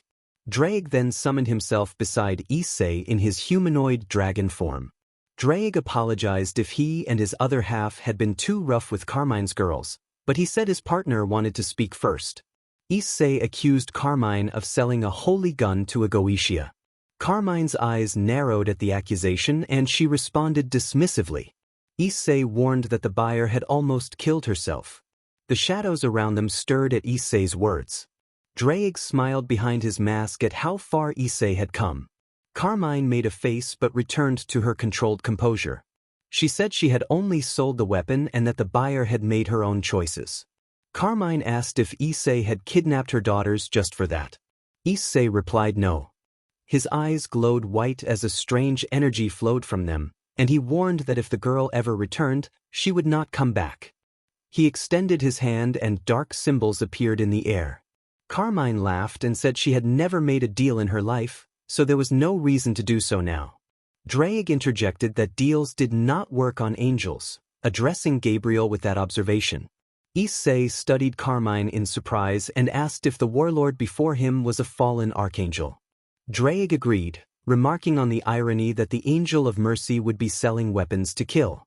Carmine's eye twitched, 12 black wings unfurling behind her and a broken yellow halo drifting above her head. Issei asked why she had fallen. Carmine began to narrate, explaining that it had been about 2,000 years ago, shortly after the end of the war between the three factions, when Drake had been sealed away. Drake muttered an insult under his breath as she spoke. Carmine cleared her throat and continued that Adam had brought up the idea of the extermination to the elder angels, a council that included her, Sarah, and her brothers. Adam proposed a bold plan, and Sarah sighed while Raphael's eye twitched. Uriel stared at Adam, and Gabriel felt a tightness of worry. Adam suggested forming a group led by himself to reduce the number of sinners and prevent a rebellion. Gabriel objected that angels should only strike when absolutely necessary. Uriel acknowledged Adam's point and reminded the others that their father was still recovering from the dragon. He voted in favor. Raphael scanned the room, feeling the pressure to choose. Gabriel pleaded silently with her eyes while Sarah remained deep in thought. Raphael agreed, but only on condition that they target truly evil beings. He offered to give their recruits a way to perceive genuine corruption. Gabriel sighed. Sarah counted the votes and regrettably concluded it was the wisest course of action. Sometime later Gabriel stood before her brother's burial, staring at the statue raised in his memory. She prayed for guidance as the gates and systems of heaven faltered, and she felt the weight of unanswered petitions. A familiar voice reached her. Adam attempted a flirtatious approach, but Gabriel refused him. Adam reached for her shoulder, her wings pushed him back, a sword manifested in her hand, and she reminded herself and anyone watching that, though she was not forged for war like some of her kin, she was still an archangel. She lowered her blade. Adam spat an insult and left. After tending to orphan children in her domain and calming fears, Gabriel heard someone in distress. She moved toward the noise and discovered Adam committing a grievous and unlawful act against a helpless person. Gabriel's rage flared. She confronted Adam, seized him by the throat, and lifted him into the air. Gabriel checked on the victim and directed them to safety, imprinting a safe refuge in their mind and assuring them her brother would look after them. Then she turned back to Adam and accused him of disgracing the title of Archangel. Adam insisted he answered to no rules and that he acted as he pleased. Gabriel tightened her grip. Sarah arrived and demanded to know what was happening. Gabriel declared that Adam had assaulted someone within the domain of heaven and must stand trial. Sarah's expression darkened. She argued that, While he should be judged, he could not be executed because of his ties to humanity and the roles he might still fill. Gabriel's fury continued to build, and Sarah urged her to calm herself. Gabriel's appearance shifted, her hair whitened, her wings darkened, and her halo fractured. She laughed, then told them she could no longer remain with a heaven that would tolerate this, and stepped away. Carmine later recalled that she had fallen and descended to the mortal realm, and after some years on Earth she went further, eventually arriving in Hell and beginning a new life there. In a flashback, Carmine observed two fused souls, Issei and Drake, linked in a way she had never expected. Issei apologized awkwardly. Carmine, surprised, asked how he had come to bind with Drake. Drake bristled at the question. A sudden boom rattled the ground overhead, and Issei looked up in alarm. Carmine muttered that the sound meant trouble and mentioned a loud, self-promoting overlord named Serpentius as the likely cause. Issei asked Drake if they should stir up some trouble. Drake eagerly agreed. Issei paused at the door and reminded everyone of the agreement. Carmine had agreed not to sell holy weapons to Ars Goetia in exchange for support when she called. Carmine tossed a small hell phone to Issei and told him to be prepared. As Issei entered the number, Carmine noticed a small scar on his upper arm and found it curious, though she kept the thought to herself. Issei returned the phone and prepared to head out. Later, Issei climbed to a tall rooftop to survey the fray below. A confrontation was underway between Serpentius and an unknown sinner.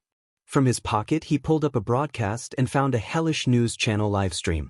The anchor, Kate Killjoy, introduced the Queen's daughter, Charlie Morningstar, in a mocking tone.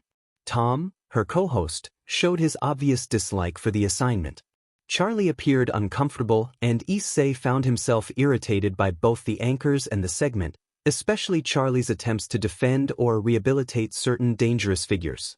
Issei glanced at Drake, who had been summoned by Charlie's call for redemption for sinners. Gunshots then drew his attention.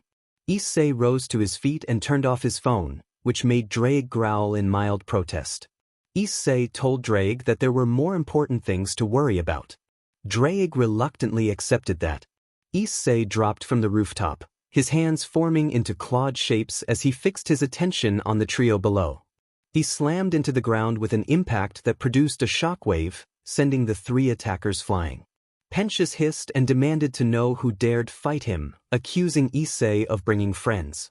Cherry Bomb protested that she did not even know Pensius. Issei smiled beneath his hood and charged. Pensius drew a strange ray weapon, but Issei moved too quickly and kicked him hard, sending him reeling. Pensius declared he would have his revenge and fled. Issei judged Pensius weak. Angel Dust then addressed Issei with a flirtatious tone and tried to reach out. Issei held a clawed hand up to keep distance. Angel introduced himself as Angel Dust, a performer, and said Cherry Bomb was his friend. Issei questioned the names, and Angel protested at the mockery, then noticed a limo pulling up and muttered that trouble was coming. Someone inside the limo shouted angrily for Angel to get in the car. Angel excused himself to Cherry Bomb and climbed in. Drake materialized in his phantom form so only Issei could see him and relayed a request from Charlie, asking Issei to go with them. Issei assumed Charlie felt guilty about something that had happened while she had been under a curse and was surprised by Drake's observation. Issei asked Angel if Charlie was the one he had heard about, the Princess of Hell. Angel confirmed and wondered if Issei was there because he wanted to be redeemed. Issei explained that he was accompanying a friend to see what redemption looked like before passing judgment. Angel teased Charlie about losing a room because of Issei's potential presence. Charlie hopped out of the limo and, with Vaggie, the gray-skinned woman, approached. Charlie then introduced herself to Issei in a rapid burst. Issei advised Charlie to remember to breathe, which made her pause. Charlie then asked if Issei would be staying with them. Issei replied that he was there for a friend. Charlie said she was sure his friend would accept. Charlie introduced Vaggie as her girlfriend. Vaggie eyed Issei with distrust, and Issei felt that Vaggie's expression reminded him of someone he once knew. Charlie urged them onward. Time passed. The conversation in the limo continued the same way. Issei later arrived at the hotel and looked around until a familiar scent caught Drake and Albion's attention. Drake commented on the smell playfully, and Albion shot back. Issei examined a photograph of the family and Charlie explained that a few members were missing. Issei studied an image of a young girl of about 8 or 9 with gray hair and brown eyes. Charlie noticed Issei looking at the picture and warned him to be respectful. Issei felt uncomfortable and explained that he had only been looking. Drake teased Albion about Issei getting scolded. Albion reminded Drake that Issei had also been reprimanded by others before. When Issei asked whether Lucifer was female, Charlie confirmed that the family had some differences compared to human assumptions. Issei then looked at another photograph that included Lucifer, Lilith, and a young man. Charlie began to say there was no need to dwell on the past when a knock at the door drew everyone's attention. Drake recognized the soul at the threshold. Charlie opened the door and found Alastair standing there, and she called out for Vaggie in surprise. Vaggie reacted with alarm and urged Charlie not to let Alastair in. Issei and Angel questioned who Alastair was. Vaggie, sensing Issei and Angel were new, explained that they were newcomers and reacted nervously. Charlie let Alastair inside, and he immediately walked over to Issei. Issei noticed that Alastair's left hand showed signs of old burns, and Alastair studied Issei's left hand in return. Alastair greeted Issei warmly, introducing himself and suggesting they would get along very well. He then glanced at the dragon blade Issei carried and implied that might complicate things. The rest of the evening unfolded much the same as before. Chapter end. 1 month later, Issei was awakened by loud voices, Angel and Vaggie arguing. He tried to go back to sleep, but Drake told him not to bother. A knock sounded at his door and Charlie stood there, asking if Issei would do some trust exercises before she left for a meeting with heaven. Issei's eyes widened at the mention of a meeting with heaven, and Drake turned his head sharply toward the door. Issei told Drake he would not let Charlie go alone. Charlie explained that her mother had allowed her to take her place, and Issei, using his keen hearing, picked up her muttered comment. Charlie asked again if Issei wanted to help, and Issei agreed. Charlie thanked him effusively and said he was the first person who had shown a real desire to improve. Issei accepted the thanks with quiet surprise. Later, an urgent shout from Vaggie demanded Issei's help, but Issei said he was thinking about helping Charlie with her efforts to redeem sinners. Vaggie refused and challenged him forcefully, closing the distance and speaking with intensity. Issei asked what the problem was. Drake, unseen, began to play with drinks at the bar and accidentally knocked one over, shattering it. Husker blinked at the mess, then sighed and remarked that he was too sober for the situation. Nifty asked who had made the mess. Drake admitted fault faintly. Nifty moved on, only giving Drake a passing glance. Vaggie looked back at the spill and then glared at Issei. Issei insisted he had nothing to do with it. Vaggie walked away in a foul mood, and Issei let out a tired sigh. Drake walked away from the bar and leaned his full weight against Issei, demanding to know what Issei had done. Issei sighed, surprised to be the one addressed. Drake suggested that Issei could be with both Charlie and Vaggie, prompting Issei to raise an eyebrow and ask how that would be possible. Drake reminded him that his body was no longer entirely human and that, with enough biomass, it might be feasible. Issei blinked, surprised that such a thing could be done, and Drake cautioned that it would likely require a great deal of energy. Issei announced that he was going back to his room. Vaggie asked what for, but Issei did not answer, which annoyed her. She sighed and muttered that she felt surrounded by idiots. Issei walked into his room and closed the door, asking Drake what to do next. Drake replied that it was Issei's body to handle. Drake muttered that Issei was not very helpful, but then a glow on Issei's back drew his attention.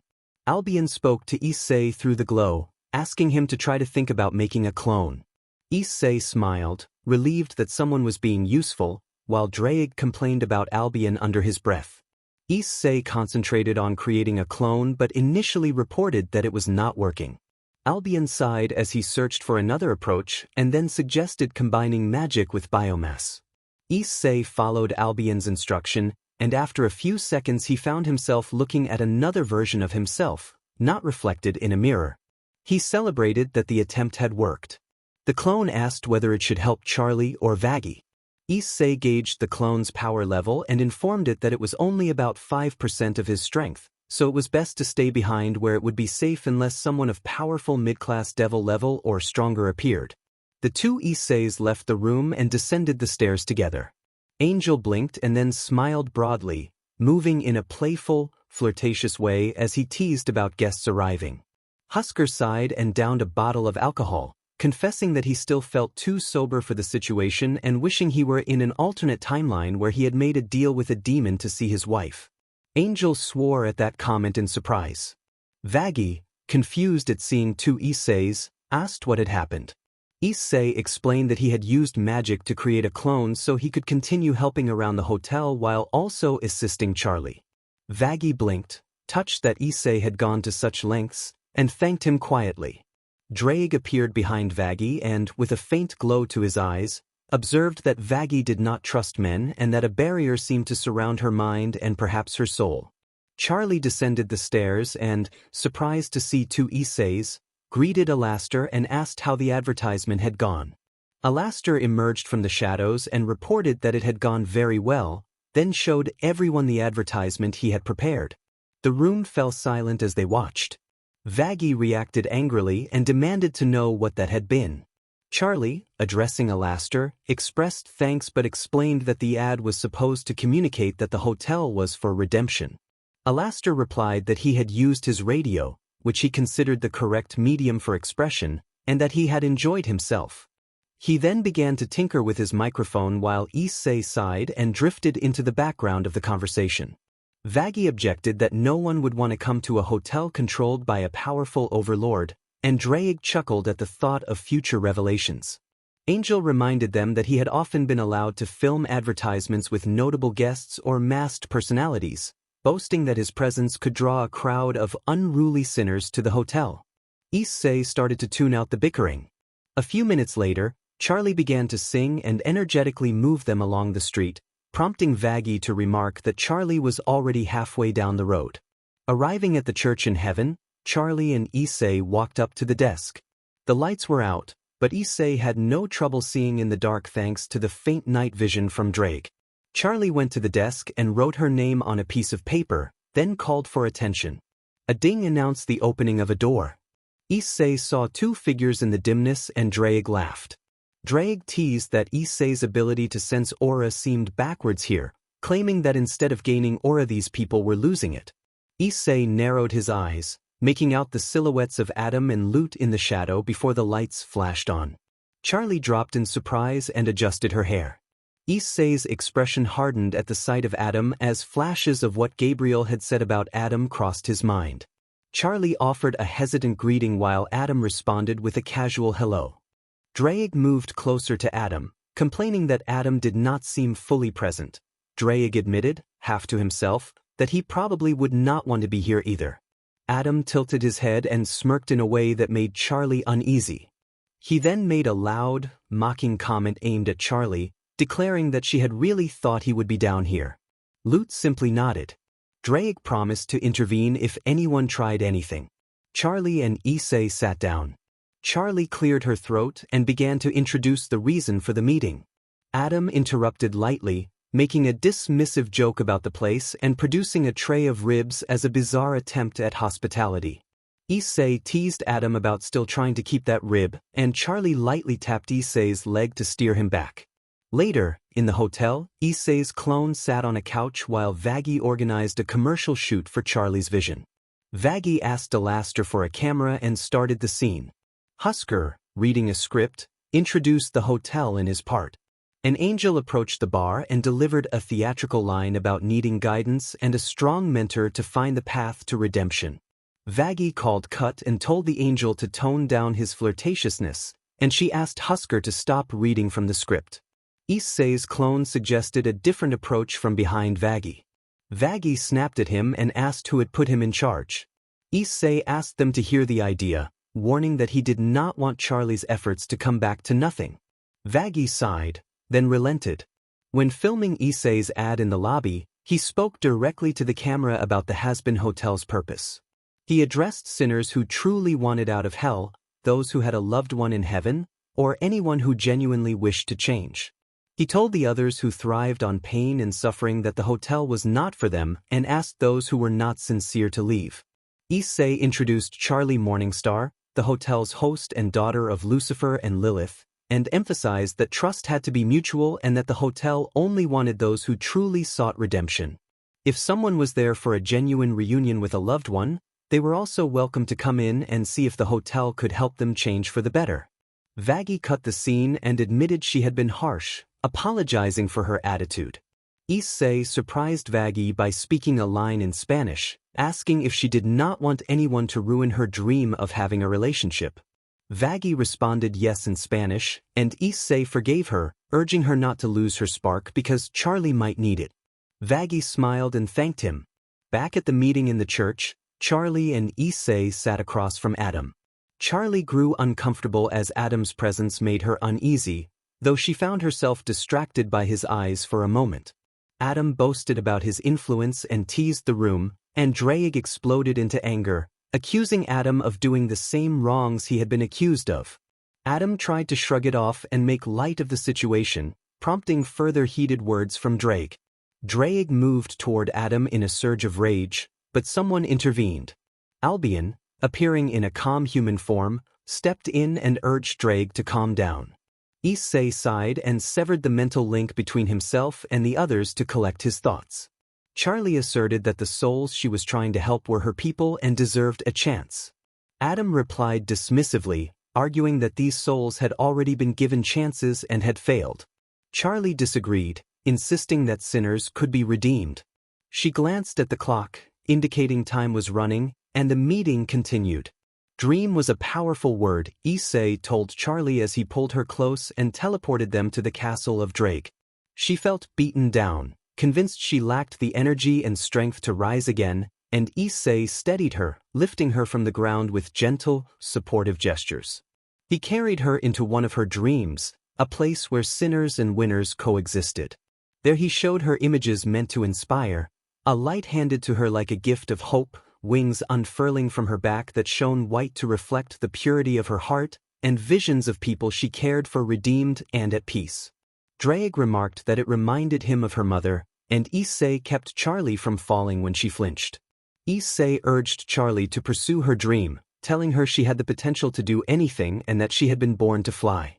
He reminded her that some people let fear or laziness steal their dreams, and that she could not afford to be casual about what mattered to her. He showed a memory of an exorcist confronting a sinner and presented it as a stern lesson in focus and sacrifice. Sometimes a person must commit everything to their goal. When the vision of struggle faded, Issei left the light with her as a steady guide. The light revealed faces she loved: Vaggie, Angel, Husker, Nifty, and Alastair, all shown as having found redemption. Issei encouraged her to take action and see things through, emphasizing that it was up to her to make her dream a reality. He guided her back to the hotel where encouragement continued. Do whatever is necessary, strive to be the best, and live the dream that belonged to her. He touched her eyes and head in a reassuring way, reinforcing his belief in her capacity to manifest what she imagined. Charlie smiled through the struggle, though voices of doubt, sinners urging her to give up, tried to drag her into darkness. A hand caught her and Drake pushed her back up, reminding her that while many would face setbacks, she had the potential to succeed if she kept faith and persevered. Issei steadied her and directed her toward the hotel again, pressing the need to follow inner sight and maintain focused determination. As visions continued, Issei stressed that if others could achieve their dreams, she could too. He repeated the rallying cry to hunt her dream, to do what was needed, and to keep moving toward her goals. The dissenting voices in the dream were swept aside by Isaiah, who intervened in a dramatic, non-graphic display of force that sent the naysayers fleeing. Issei spoke to the idea of an inner dragon or lion, an inner strength kept caged by many, and asked if she was hungry for her dream and willing to fight for it. He urged her to take the leap of faith and grow her wings on the way down, reminding her that life would knock her down but she must rise and meet challenges with her head held high. He presented her with a symbolic key, represented by Kelly, to show that believing in herself would open new possibilities. They stood outside the hotel door. Issei asked Charlie to repeat a firm declaration to those who might block her path. He suggested that anyone in the way of her goals should move aside. Charlie smiled and nodded, and together they affirmed her resolve. Afterward, Draig and Albion appeared before Charlie. Issei, Draig, and Albion explained that as dragons they acted by their will, and Issei presented a crown as a symbol of what she could become. Charlie took the crown, feeling the weight and promise of the moment. Later, after the meeting, Issei paced in frustration, recalling that Adam had forced them to split the day and left Charlie agitated and frantic about the work ahead. Albion mentioned that the chaotic behavior reminded him of Draig, and Draig bristled but tried to keep the mood light. Issei refocused on Charlie as she fretted about timelines and how to manage everything in 6 months. Vaggie urged calm and reassured her that they would figure it out. Angel pointed out the practical concern that many sinners might be hesitant to pursue redemption without certainty, and Charlie grimly acknowledged the difficulty. Issei and Vaggie suggested turning the event to Charlie's advantage, arguing that desperate people could be persuaded. They exchanged looks and shrugged, each weighing risks and possibilities. Issei encouraged Charlie again to do whatever it took for her dream. When Draig warned, Issei's eyes narrowed, and he moved into the shadows to appear elsewhere. Above, Issei spotted a disturbance in the sky and called out to the name he recognized. Serpentius reacted with theatrical pride, but Issei made it clear he remembered the name without implying fear. Charlie, Vaggie, and Angel stepped outside to find Serpentius being dragged and flung by a large darkling, and a heavy crash echoed through the guest house as chaos spilled into their midst. Stella demanded that Stolas calm himself. Stolas paced and then sat on the couch, eyes frantic with hate and worry. Stella reassured him that their target was likely safe and reminded him that Draig would not let anything happen to the boy. Stolas turned away with a huff and switched on the television. An advertisement for the Has-Been Hotel caught her attention and she paused, recognition lighting her face when the narrator mentioned Lucifer's daughter working on the project. Stella listened closely, then smiled as her eyes softened. She made a brief demonic trinity gesture invoking Lucifer, Lilith, and Charlie. Vox pushed for more attention and views in his usual aggressive manner until a call from Velvet interrupted him. Velvet demanded that he handle the situation, and after a moment of irritation Vox agreed to take 2 minutes. He ended the call and studied a news headline announcing a new killer prowling the streets and hunting sinners. His interest sharpened. His eye began to glow as he fixed his attention on that face. Later, at a meeting, Velvet complained about someone stealing her audience. She showed a picture of Issei in his sinner costume and suggested he had been seen around the Happy Hotel. Vox listened and decided to keep an eye on that lead. At the Has-Been Hotel, Issei and Vaggie discussed how to help Charlie. Albion announced that someone was back, and Issei turned to see Albion leaning in the doorway. Using his shadow, Issei flicked out and dragged Serpentius into the room. Vaggie reacted by raising a spear to Serpentius's throat and demanded why he was there. Serpentius raised his hands in a peaceful gesture and insisted he came in peace and wished for redemption. After a tense exchange, Issei and Vaggie exchanged looks and nodded, and Issei drew his dragon blade just in case. Charlie rushed forward with hopeful trust when Serpentius spoke of redemption, but Angel intervened and pulled Serpentius's hands away from Charlie. Angel explained that Serpentius had tried to kill them before and could not be trusted so easily. Issei judged Charlie as too naive, and Vaggie defended Charlie's light as unbroken, saying that was why she loved her. Issei warned that such light could put someone in danger, and Vaggie responded that she was there to protect that light. Issei sighed and walked away. That night at the Has-Been Hotel, Issei woke and was about to change into his sinner outfit when a sound caught his attention. Draig warned that the birds had found him. Issei sat on his bed and greeted Octavia, who entered the room looking upset and frustrated. Octavia demanded to know why he had not returned and landed a quick slap that left her surprised by his resilience. She grabbed his collar and demanded who had given him the right to decide for them. Issei said he had made the choice himself to prevent a worse fate for her.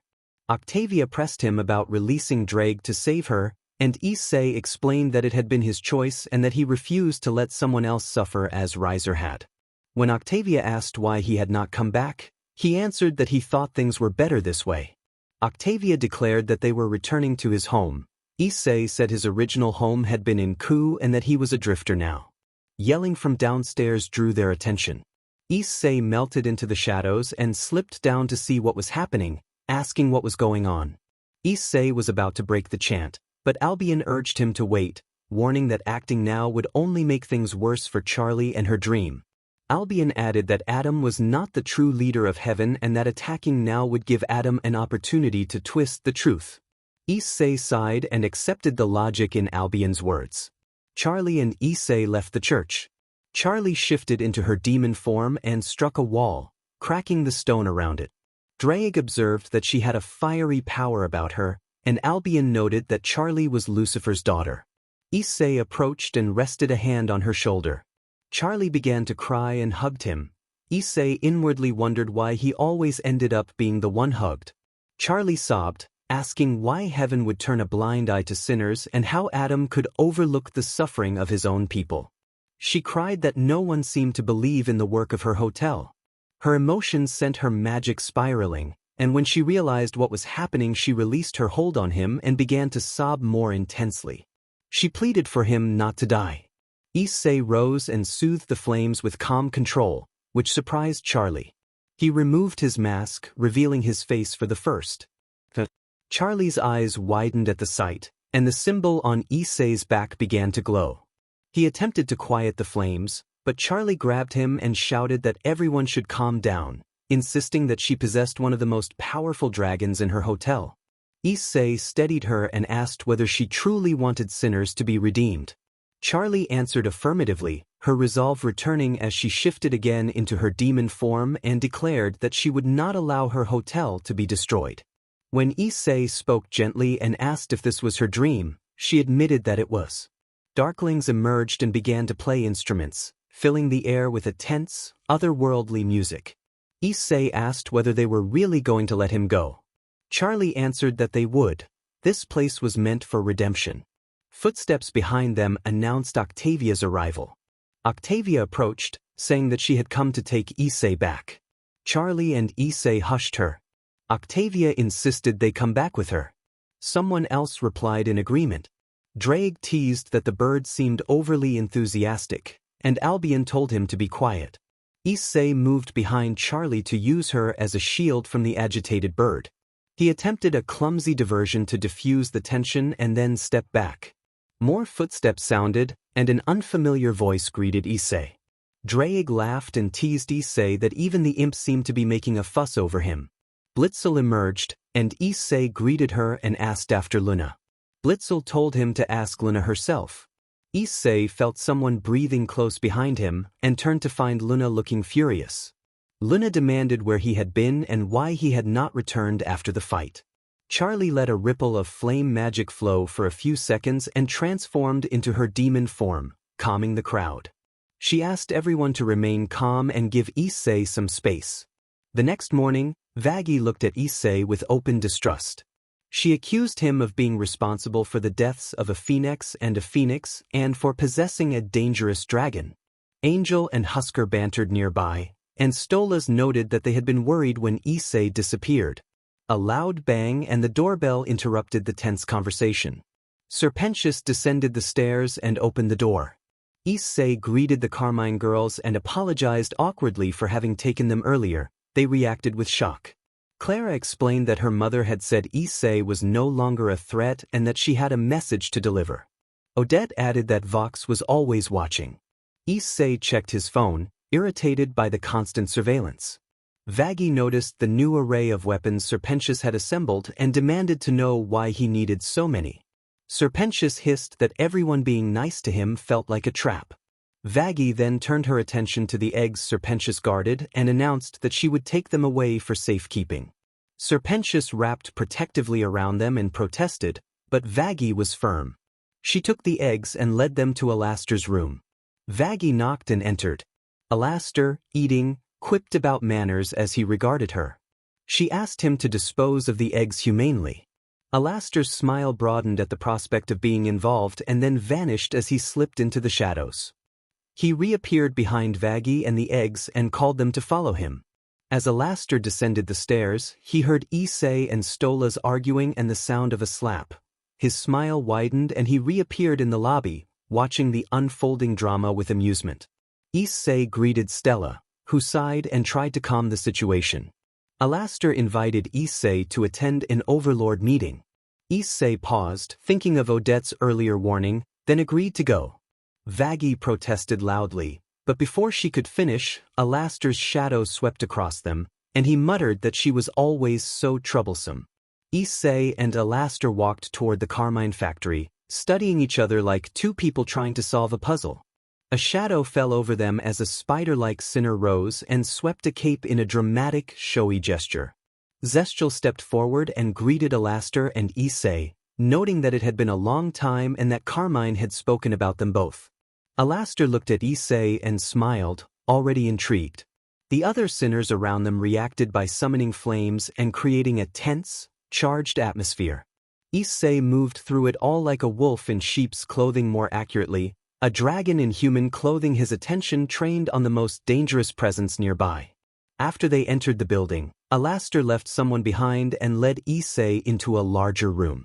Alastor told Issei that he wanted to introduce him to a friend, a dangerous associate with a troubling reputation. Draig and Albion watched Alastor closely, exchanging a glance and noting in their own ways that Alastor rarely acted without careful thought. As they stepped into the meeting room, Draig's mood was tense and ready for violence, while Albion cautioned that not everyone there might be an enemy. Carmine acknowledged Issei and Alastor with a curt greeting. Alastor joked about how everyone had missed him during his absence, but Carmine bluntly disagreed. Alastor's equipment began to emit static, which made Draig snicker quietly. A voice called out, surprised to see Alastor, and Rosie began to offer a complimentary remark before Carmine cut her off and warned her to refrain from acting on her problematic tendencies. Issei took a seat beside Alastor and nodded toward Odette, who felt uneasy. Odette had always found Issei's moods shifting, from serious and quiet to more talkative and strange. Her mother reached out to steady her with a reassuring hand on her shoulder. A loud interruption shattered the conversation as someone shouted at Vox. A storm of electricity flashed through the room and Vox appeared in a sudden burst of light. Vox stepped forward and greeted the assembled overlords. He reached for Issei and held his hand, his eyes glowing with an unsettling pattern. Carmine rose, sensing that Vox might be attempting something, but Vox stood dazed and unresponsive instead, and several overlords looked on in confusion. Velvet hurried over, striking Vox on the shoulder to snap him out of it. She then peered into Issei's eyes. Issei's gaze seemed to reflect back something that had been probing Vox. Velvet hit Vox more forcefully, and when Vox regained full awareness he stepped back, remarking that she should call him later. With another crackle of electricity, Vox vanished, leaving the room puzzled. Velvet paused, then smiled, impressed and amused by what had just happened. Velvet pulled out her phone and started a live stream, loudly announcing that she had found the one who had been hunting sinners. She held the phone toward Issei until Carmine snatched it and crushed it in her hand. Velvet exploded with a string of harsh insults and accusations, shouting that her phone had been broken. To emphasize her point, she tossed down a battered exorcist emblem she had brought as a trophy. Velvet demanded to know why no one was acting against the exorcists they had clearly defeated. Alastor leaned forward, eyeing the emblem with a predator's interest. Albion and Draig exchanged knowing looks. They understood why Carmine had summoned Issei. Zestial challenged the idea that Carmine knew everything and began to argue a point, but Velvet cut him off. Issei reached out and gripped Velvet's hand firmly. She only smiled, clearly pleased by his strength. Carmine stepped between them, closing the distance and confronting Velvet as tensions in the room rose. Angel found himself in a dark room, tied to a chair and panicked as he searched for a way out. A shadow shifted, and an unknown speaker told Angel that he was finally awake. Angel glared at the shadow and replied defiantly. The shadow grabbed Angel by the hair and pressed a knife near his throat, demanding to know where his boss kept the vault. Angel laughed and refused to cooperate. Before the situation could escalate further, the scene on the screen cut to black. Issei turned the television off while Nifty and Stolas watched.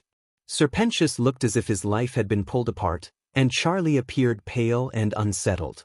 Vaggy's expression was more openly disgusted. Angel, wearing a smug grin, boasted that the performance had won him something significant. Issei objected loudly to the subject matter. Angel attempted to continue, but a flicker of the lights silenced him. Charlie offered that the piece had been honest, still appearing shaken. Vaggy muttered in outrage and steadied Charlie in case she became ill. Issei quickly prepared a bag in case Charlie needed it. Drake complained loudly about being asked to use his powers for menial tasks, and Albion stepped in and pulled him away. Issei let out a weary sigh.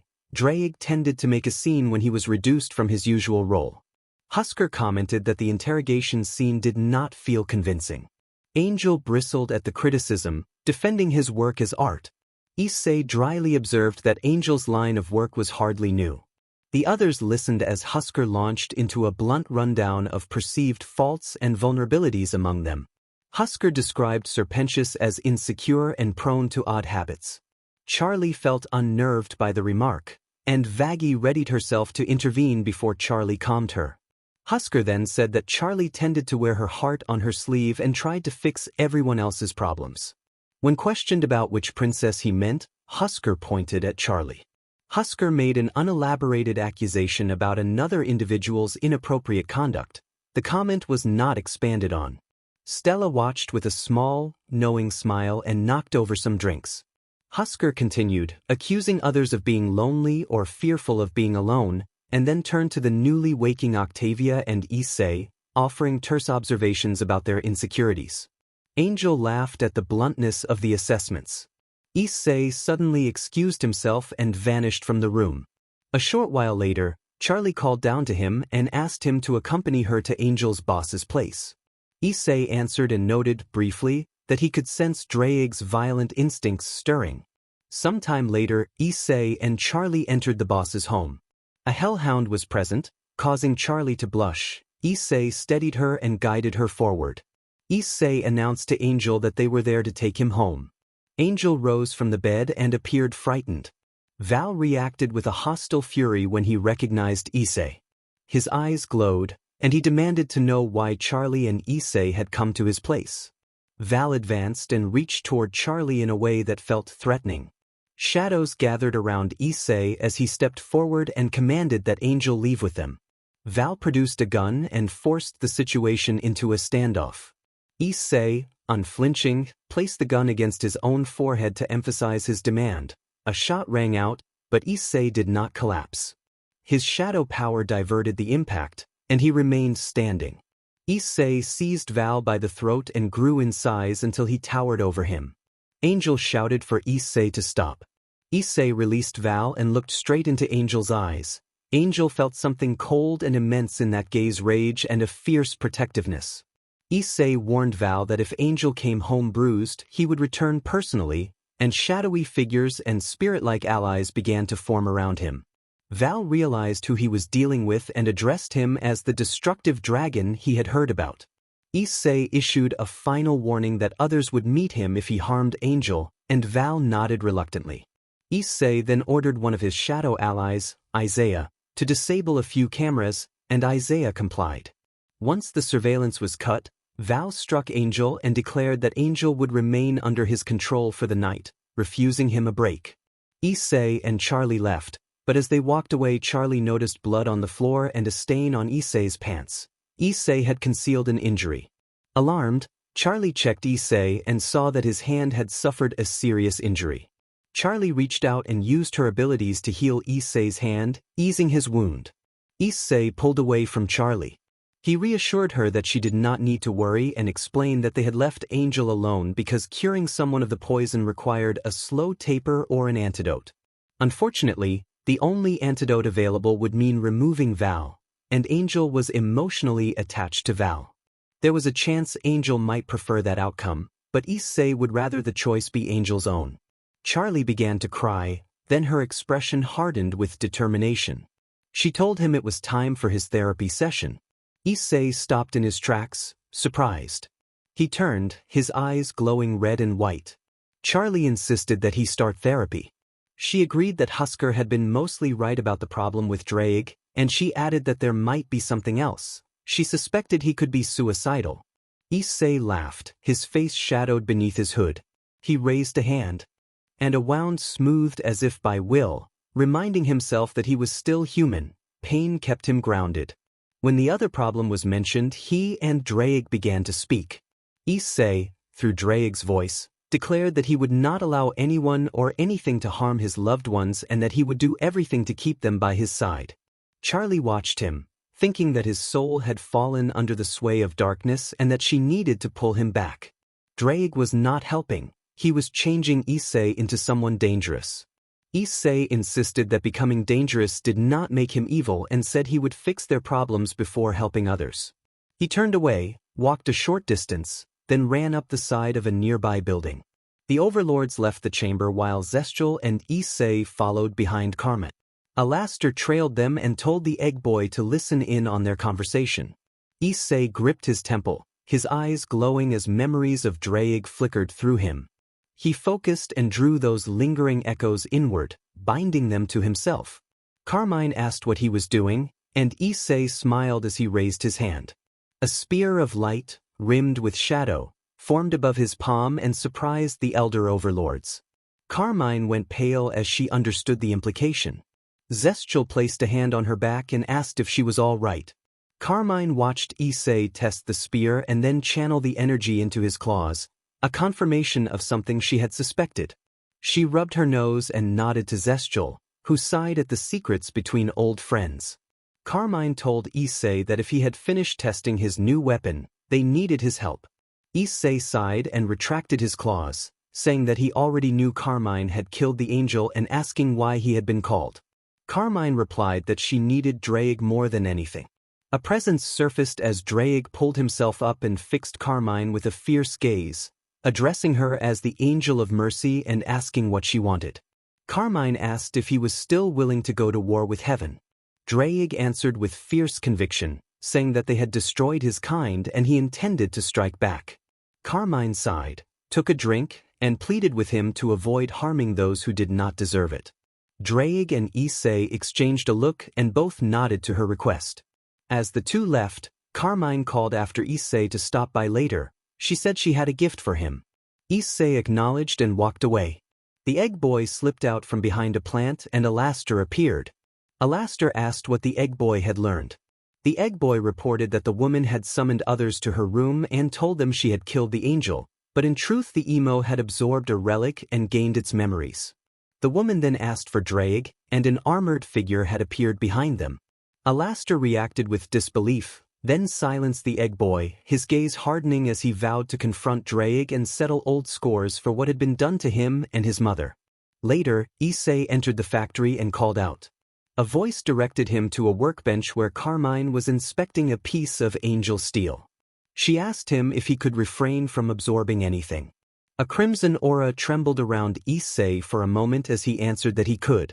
Carmine presented the angel steel as a gift. When Issei asked why, Carmine explained that if anything happened to her she wanted him to take her daughters to Lucifer's daughter to keep them safe. Issei asked why, and Carmine said she could not allow anyone to harm her daughters. Issei flexed the newly formed angel claws that now complemented the black and red of his appearance and insisted she had not needed to do this. He would have protected them regardless. Carmine admitted that, despite the darkness surrounding him, he truly had a kind soul. Issei looked away as his claws faded. Carmine began to offer a deal but stopped herself and changed the subject to something more appropriate. In the next room, Issei suddenly found himself elsewhere and let out a long sigh. Someone called his name, and he recognized it was Stella. He paled and hurried over, finding Stola's dozing in a haze of smoke. He asked Stella if she could help calm him, but she declined and sighed as he left the room. Issei glanced at the sleeping Stolas and sighed, thinking that he needed to find her a proper place to stay. He had assumed Charlie would have arranged one by now. Issei sat alone on the hotel's rooftop, a few darklings playing Uno around him. One darkling taunted Angel aggressively. Issei turned and saw Angel with a bruise on his face. He stood up as the darklings grinned, their expressions eager for a fight. Issei dropped to the ground, which made Angel flinch. Issei asked if someone had done that to Angel. Angel, looking fearful for Issei, denied it, saying he had done it to himself and that it had been a long day. Angel walked into the hotel with Issei watching from behind. Issei felt Drake rising from his shadow like a looming presence. Drake suggested that Angel needed some kind of antidote. Albion appeared from the sky and agreed that Angel needed help. Angel entered the hotel and Charlie paled, realizing Issei had already seen the bruise. Charlie rushed to check on Angel, but Angel snapped that he was not okay and accused Charlie and her boyfriend of trying to save him when he had not wanted to be saved. Husker accused him of faking it. Angel fired back with a bitter insult, saying at least he was not spending his afterlife working behind a bar and drowning himself in drink. Husker shouted that Angel was a phony. Charlie's eyes flared with power and the lights flickered. She demanded that everyone be quiet, and they fell silent. Angel stood and walked out. The rest of the episode unfolded as before. Issei ran through the streets, his feet leaving faint patterns on the concrete. He jumped, his black, red, and white wings appearing as he took to the air. After a few minutes he landed outside a studio. Issei ordered the Darklings to evacuate everyone and told Isaiah to make sure no one was harmed. The Darklings streamed inside and pulled people out, leaving only one figure, Val. Val, a moth-like man, stumbled out in a daze of fury and wounded pride. He accused Issei of thinking he was superior because of the dragon and claimed he had been there long before Issei's father. Issei answered that he would be there long after Val. Issei reappeared behind Val and summoned his balance destroyer around him as a defensive shroud. A voice interrupted, urging Issei to avoid violence. Warn the speaker to back off before something bad happened to his associate. Val reached for a gun, but a wire snatched it away and disarmed him. Vox asked what Issei wanted. Issei said he wanted Val neutralized as a threat and for Angel to be free to leave whenever he wished. Vox considered this for a moment. Val began to protest, but Vox agreed to the arrangement. Issei released Val and walked away, then disappeared. The Darklings protested at being denied the chance to finish Val off, but Issei instructed them to operate in the human world discreetly and to handle threats without being noticed. The Darklings chanted his name and melted into the shadows. Left behind, Val cursed Vox, saying they could have taken down the bar together. Vox responded that Issei's powers were far beyond theirs now. Val demanded to know about Angel. Vox smiled, adjusted his tie, and picked Val up, saying he had a plan. His eyes began to whirl with a red, focused energy as he considered the next move.